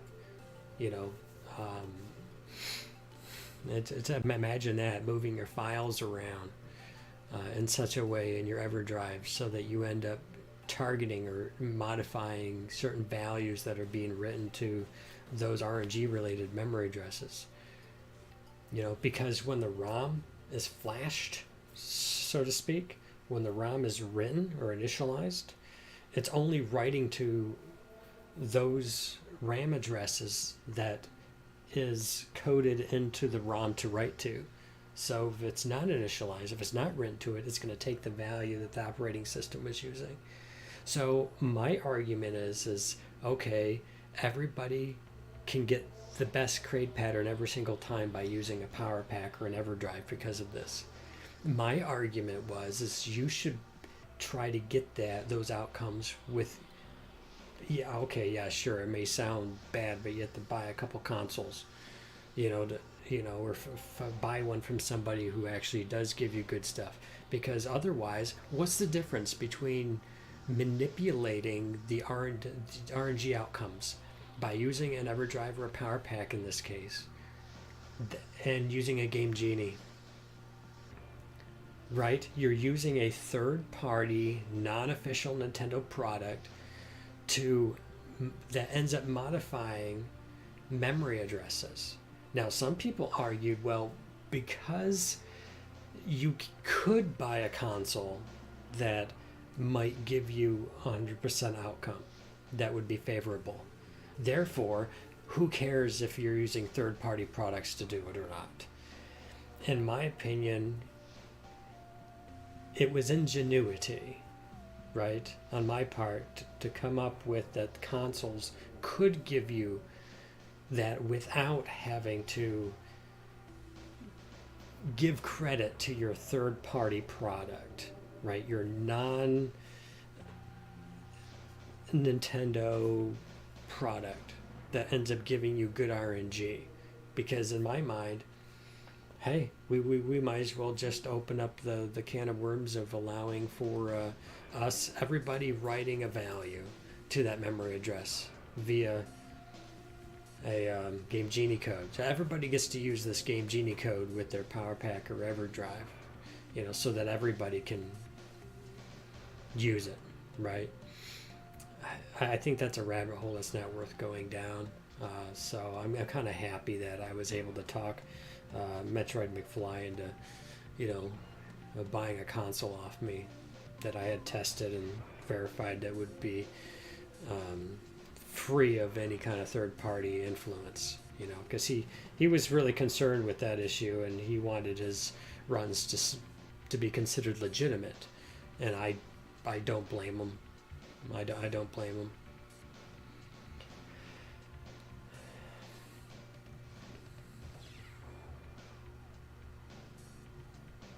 Yeah. Once again, more rabbit holes. Once again, the more that you know. The more that you know. So if I ever competed on a Metroid, I would use the cart. That's one of the reasons why I have some of these carts. It was like that in Cybernoid as well. Although it's not as apparent. You can manipulate some of the RNG for the first few screens,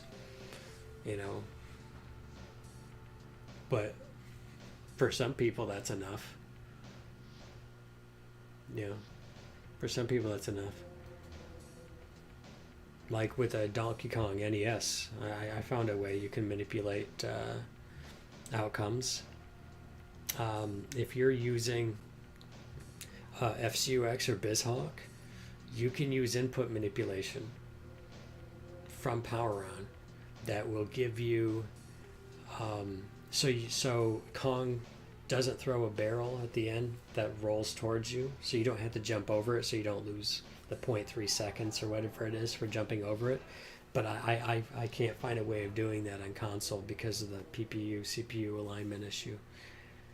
So I argued we need to keep the emulator separate from the consoles, because the PPU CPU alignment with original hardware is not allowing you to have consistent manipulation of that barrel every single time. So people who are using emulator have that benefit, and I made this argument, and originally I was able to get them to separate the categories. Now, what's really funny about that, people are like, oh, he just wanted, to get my time on top, and all kinds of weird, strange narratives that people like to throw out there about me just because they don't like me, not because they have anything legitimate or substantive to say, right? They just say things. And I argued, listen, you can get this particular RNG manipulation 100% of the time on emulator. 100% of the time. And you're saving time consistently every single time. I said, you can't do that with original hardware because of the PPU CPU alignment, the variances. I said that is a clear advantage. It needs to have its own separate category. And so they decided, after all said and done, they were going to put them all back in one category, or one track. We'll just label which ones are which. All because they didn't want my time to be number one on the list. Because too many people complained about it. It was stupid. Another reason why I don't want to be involved with other people. I like games. I like doing the stuff that I do. Working with people is just.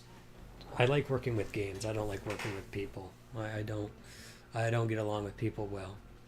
I just like the games. I like you folks. Don't get me wrong.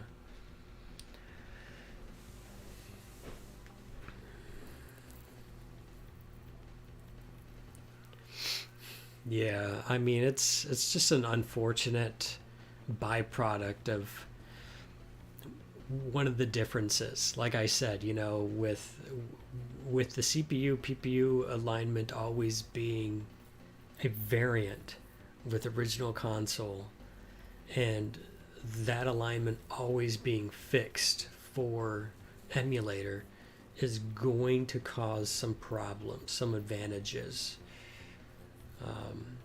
for emulator players. Now, with a game like Donkey Kong, stuff like that doesn't, or arcade Donkey Kong, it doesn't really matter, because the RNG check is every freaking frame. So, I mean, it's not like what are you gonna do? Do perfect input manipulation until you do your first barrel combo or something. That's about where it ends, and even then it's not even worth it. Yeah, there's probably alignment issues there too. Enjoy the content versus how it works. Yeah, I mean, I totally get what you mean. Yeah, it's so sometimes it can kind of ruin the game for some people. Like, I know that I think I can share this because I think it's common knowledge, or at least it's something. But the Andy Social Network used to have the world record in Paperboy, and when he was running it, he was doing random seeds or random RNG with his top loader. Interestingly enough, on that game, when you hit reset, you get a totally different RNG outcome as opposed to pressing reset with your front loader. Something about how the top loader resets, it was scrambling some of the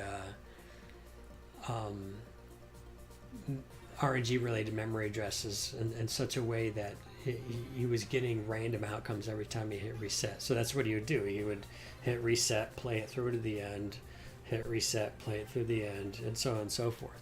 He played it for a while on his stream. He actually got the world record doing that, which was quite impressive. And then I came along and I figured out how to use the front loader instead of the top loader to streamline the house order RNG manipulation. And there's more to it too. Some people you can kill yourself. You can actually start a game, kill yourself off in certain spots, and then start a new game. or you can allow the demo to play for a certain amount of seconds. Because as the bike is moving down the street, it's actually at certain points incrementing certain memory addresses that are related to the RNG. So, like once I kind of took the RNG manipulation down to that level, he wasn't as interested in the game. He really liked the random resets, and I don't blame him. I had the exact same conversation with Tom Vadava about Who Framed Roger Rabbit, because he would do just random resets. And the only reason why I beat his time is because I took my knowledge of the press start and hold it until you gain control of your character knowledge from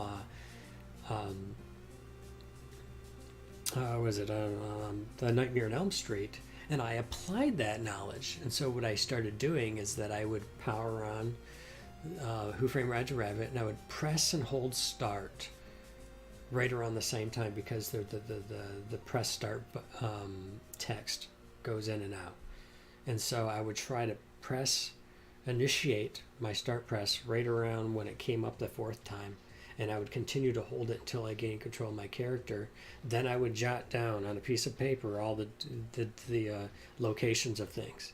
And I began to realize that if I end up hitting the same frame and I had the same alignment, which isn't always the case, it's not enough that you do a frame perfect press start on the title screen. You also happen to have had the right PPU CPU alignment for a particular RNG track.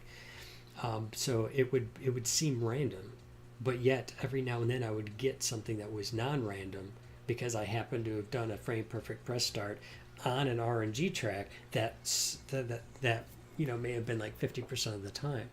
So what I had all these pieces of paper, so as soon as I saw an item in a certain area, I'm like, okay, it might be one of these four, because I had a whole bunch written down. I had like 5 or 6, 7 pieces of paper just filled with item locations, and I was able to find one, duplicate it by doing that, and it broke open the game. But when I talked to Tom about it, he was more of old school. He just wants to reset the game, get a random seed, play it out. But the problem is you have to go in and out of buildings to see if a piece is there or not. So when the RNG manipulation kicked in, well, now we know where all the items are. Now we can just go straight to those items, and we can beat the game real super fast. For some people, like in the case of Paperboy with the Antisocial Network, or in the case of Tom Vadava with Who Framed Roger Rabbit, it takes the enjoyment away for some people. Some people, they just like resetting and just playing a random seed. And if they can get their world record that way, that's cool, and they both did. But when it turned into something else, I totally get that. If I'm running a game a certain way for a long time, like Jaws, and there's a certain aspect of the game, like the bonus stage, I really enjoyed playing, and now that's not part of any percent. The game is different. It feels different. It has less of the game there. It doesn't have the one part that was the most enjoyable for me. So now I don't get to play that part. So I'm not really interested in it. It happens all the time, and it's not so much anybody's fault, really. It's just any percent is any percent. So you can really do whatever you want to get to the end, And no doubt some of the optimizations I've done on some games, some tricks that I've employed, changed the way that a game was played. That made somebody not want to play the game anymore for a world record, and that has happened. So it's happened to me because of someone else. It's happened to somebody else because of me. It's just the nature of the beast, I guess. You either like where any percent is going, or you don't, and you either are motivated to come up with something new, to try to jump into top, or somebody comes up with something new that changes the game enough that it makes you lose your motivation for it. You know, it happens. It's just nobody's fault. It's just the nature of any percent, I think. And the sense of like nostalgia and things like that that we develop, which is one of the reasons why I've always argued, like, if a game had been played, like, have a criteria, like if a game was speed ran for say like 30 years a certain way, and all of a sudden somebody created a crazy time save, boss skips, just something really huge, you know, create a legacy track to preserve the way the game was speed, that people would speedrun it for 30 years. I think 30 years constitutes its own kind of legacy track, and people can have different criteria on how they want to do that, because you don't want a billion categories. I'm not advocating for that. I'm just saying that, you know, some people may actually like to have legacy tracks with certain criteria, maybe 10 years, I don't know, to do something like that. Now, I'm not saying anything like really crazy or anything, you know, just, you know, if every single Jaws world record from 1985 or whenever it came out until 2020 always had the bonus stage in it, and everybody was forced to have to master the execution of the bonus stage, give it its own legacy track. It's not like people are going to be coming up with billions of other things. You know, create a legacy track for the way that's been played for a really, really, really long time. I'm actually in favor of legacy tracks, but within reason, and it has to be game specific as well. Hey Taylor, welcome in.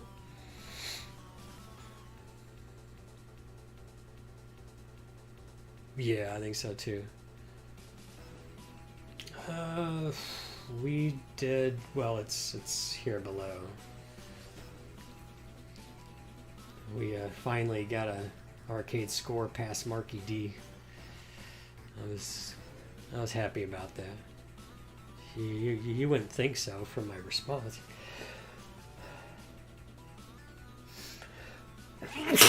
Excuse me. I was just happy that I was done playing the game. Like I finally got to the end. I was like, yay! I'm like, yeah. It's 3 hours long. It takes forever. You choose how much info take on certain games. Arcade Gauntlet being infinite was unnerving when I found out for that understanding. Yeah. Yeah, you know what's interesting in it though, Taylor, is like, you know, I remember I told you that I wanted to do a run where I had a sack, just one sack, you know, even though my pace was actually quite, it was a lot less than like what it was the prior night, right? Like my 1.39, that game's pace was actually much better. So I got a sack, but technically it wasn't a deliberate sack. I died up top after I did an entire spark board. So that's the self-talk I used. I was like, I jumped on top of a freaking spark again because I'm trying to get the 300s right, and I'm watching out for the delay, and I thought it was going to come out, and it delayed, and I ended up landing right on the spark. And I'm like, hey, you know what? Early sack, let's go. Not that big of a deal. Yeah, I was like, it's an early sack. Who cares? I've lost nothing. This is exactly what I intended to do, but just later on in the game. You know? And for all I know, that was to my benefit because, you know, nerves. You know, later in the game. Like, I remember one time when I was trying to beat Mark and Mike, I was contemplating whether or not I wanted to do 3 sacks early on in the game and then just play as deep as I can go. Now, the only problem with that, because I wanted to kind of get them out of the way, so to speak, but the real problem with that is every single start that you do is going to have the 3 sacks in it. You know, and maybe you were going to have a really good pace, and 2 sacks would have been quite nice. You know, nice to have that one death buffer maybe in there. So I mean, the early sack idea is, you know, you're just tacking on that time to every single start that you do. And usually by the time you get to E, there are some nerves, but you're kind of in the zone, so to speak. You know, I mean, you've been consistently executing things, and I think you can continue to trust your execution. You know, well, once you kind of get in there, you know. Think that 1.5 is possible. I don't think that you know, I think it is possible for sure. Yeah, you know, are people gonna like pull out the pace chart? Here's the thing, I personally don't have a pace chart because I don't know how it's gonna help me. I'm gonna try to snag as many points here, there, and everywhere I can, just to optimize everything that I do, and then you get to the end and just have it be a surprise, I guess. You know, I was actually surprised this was going to be a bit lower, because not only did I have that whole like early sack, I actually had another guy that earned roughly 15-20K. So it was like a half sack. So it's like a sack and a half. But yet, you know, my pace wasn't all that good. You know, I didn't know that. I'm kind of glad I didn't know that. I don't know. I guess in my mind, I think I would rather not know what my pace is. That might be more relevant now. You know, you sack one of your lives. So what you do is you get to level E on the Spark board, and you milk the board for as many points as you can, and then you kill your guy. The same concept in Donkey Kong. On the last barrel board, what you do if you have any leftover guys, because once you hit the kill screen, you can't get any more points, so you just use up your guys on the last best point potential board that you can. Kill your guy off and then play the board again. Yeah, sack. Yeah. And my next goal would be to have 2 sacks. And that would be the idea.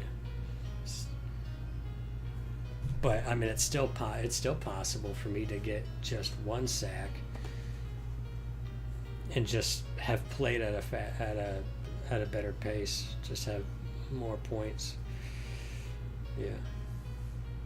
But anyways, I'll need to get going. I have no idea how I'm gonna get to sleep. I feel tired, but my brain is just. My brain just doesn't feel like it's going to fall asleep very easily. But I do need to get going. I appreciate everybody stopping by and giving me all their congratulations and listening to me talk about RNG and NES games. There's a lot there, and it's quite fun, really. So that's what I accomplished over the last 6 hours. You know, I might play tomorrow. I don't know. Well, we'll see how I feel. Sometimes I like, when I've done a performance, I'll take the next day off. So maybe I'll just come down here and talk, maybe read more of my book. A couple nights ago, I was reading this book and commenting on it. You know, I might do that tomorrow. I don't know. We'll see. Just a variety of stuff. Just stop by and watch the content that is most interesting to you. Yeah. It's one of the, I think, nice things about being a variety streamer is that, you know, You might like some things and not like some other things. It's not a good way of building a channel, but I'm not really interested in that. So just want to do a variety of stuff, I guess. So yeah, thanks, folks. I appreciate it, Cows and Con. Yeah. Tomorrow I'll make the highlight. I still need to do my highlight from yesterday, and then I'll do a highlight of my game. And technically, I'm supposed to wait like I don't know if it's 24 hours or 48 or 72. I forget, but before I can put my content that I stream on Twitch, all right, to YouTube, I have to wait a certain amount of days because there's a clause in my partner contract. I think it's also in the affiliate contract as well. If I remember correctly, it might not, but it's definitely in the partner one. If I do any content here, Twitch says I can't move this content to any other platform until a couple days. So if I do a gaming performance, do an NES speed run, anything like that, they want that content to be exclusive to Twitch for a certain amount of time before people would go to a different platform like YouTube to see something I exported or uploaded into YouTube. So I would say it's not a hard and fast rule because I think they don't like police it very well. Like I've done runs, done a highlight, and then bam, it's on YouTube. I think I've done that a few times, forgetting that I need to wait a day or something, to just to be fair with my agreement, right? Yeah. Mostly on YouTube. Like I'm at some are on here, but they get moved over to YouTube on my YouTube account. Yeah, it's Chambers N Gaming, Chambers_N space gaming on YouTube. Yeah. After a couple days, I'll have everything exported and uploaded and everything. So it can be seen there. Otherwise, you could just. I didn't do a lot of restarts, so you can just look at the past broadcast here. I think I only restart once or twice before we got one going. So, all right, I'm gonna host somebody here.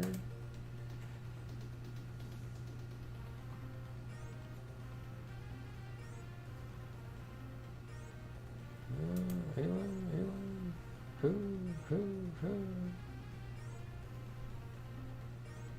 All right.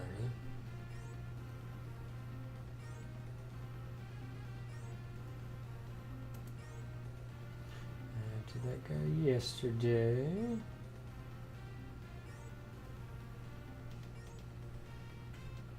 I don't recall this fella.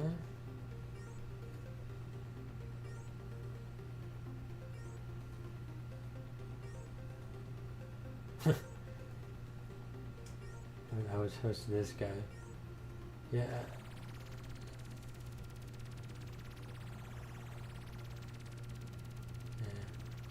Alright, have a good day, folks. Yeah. Have a good day.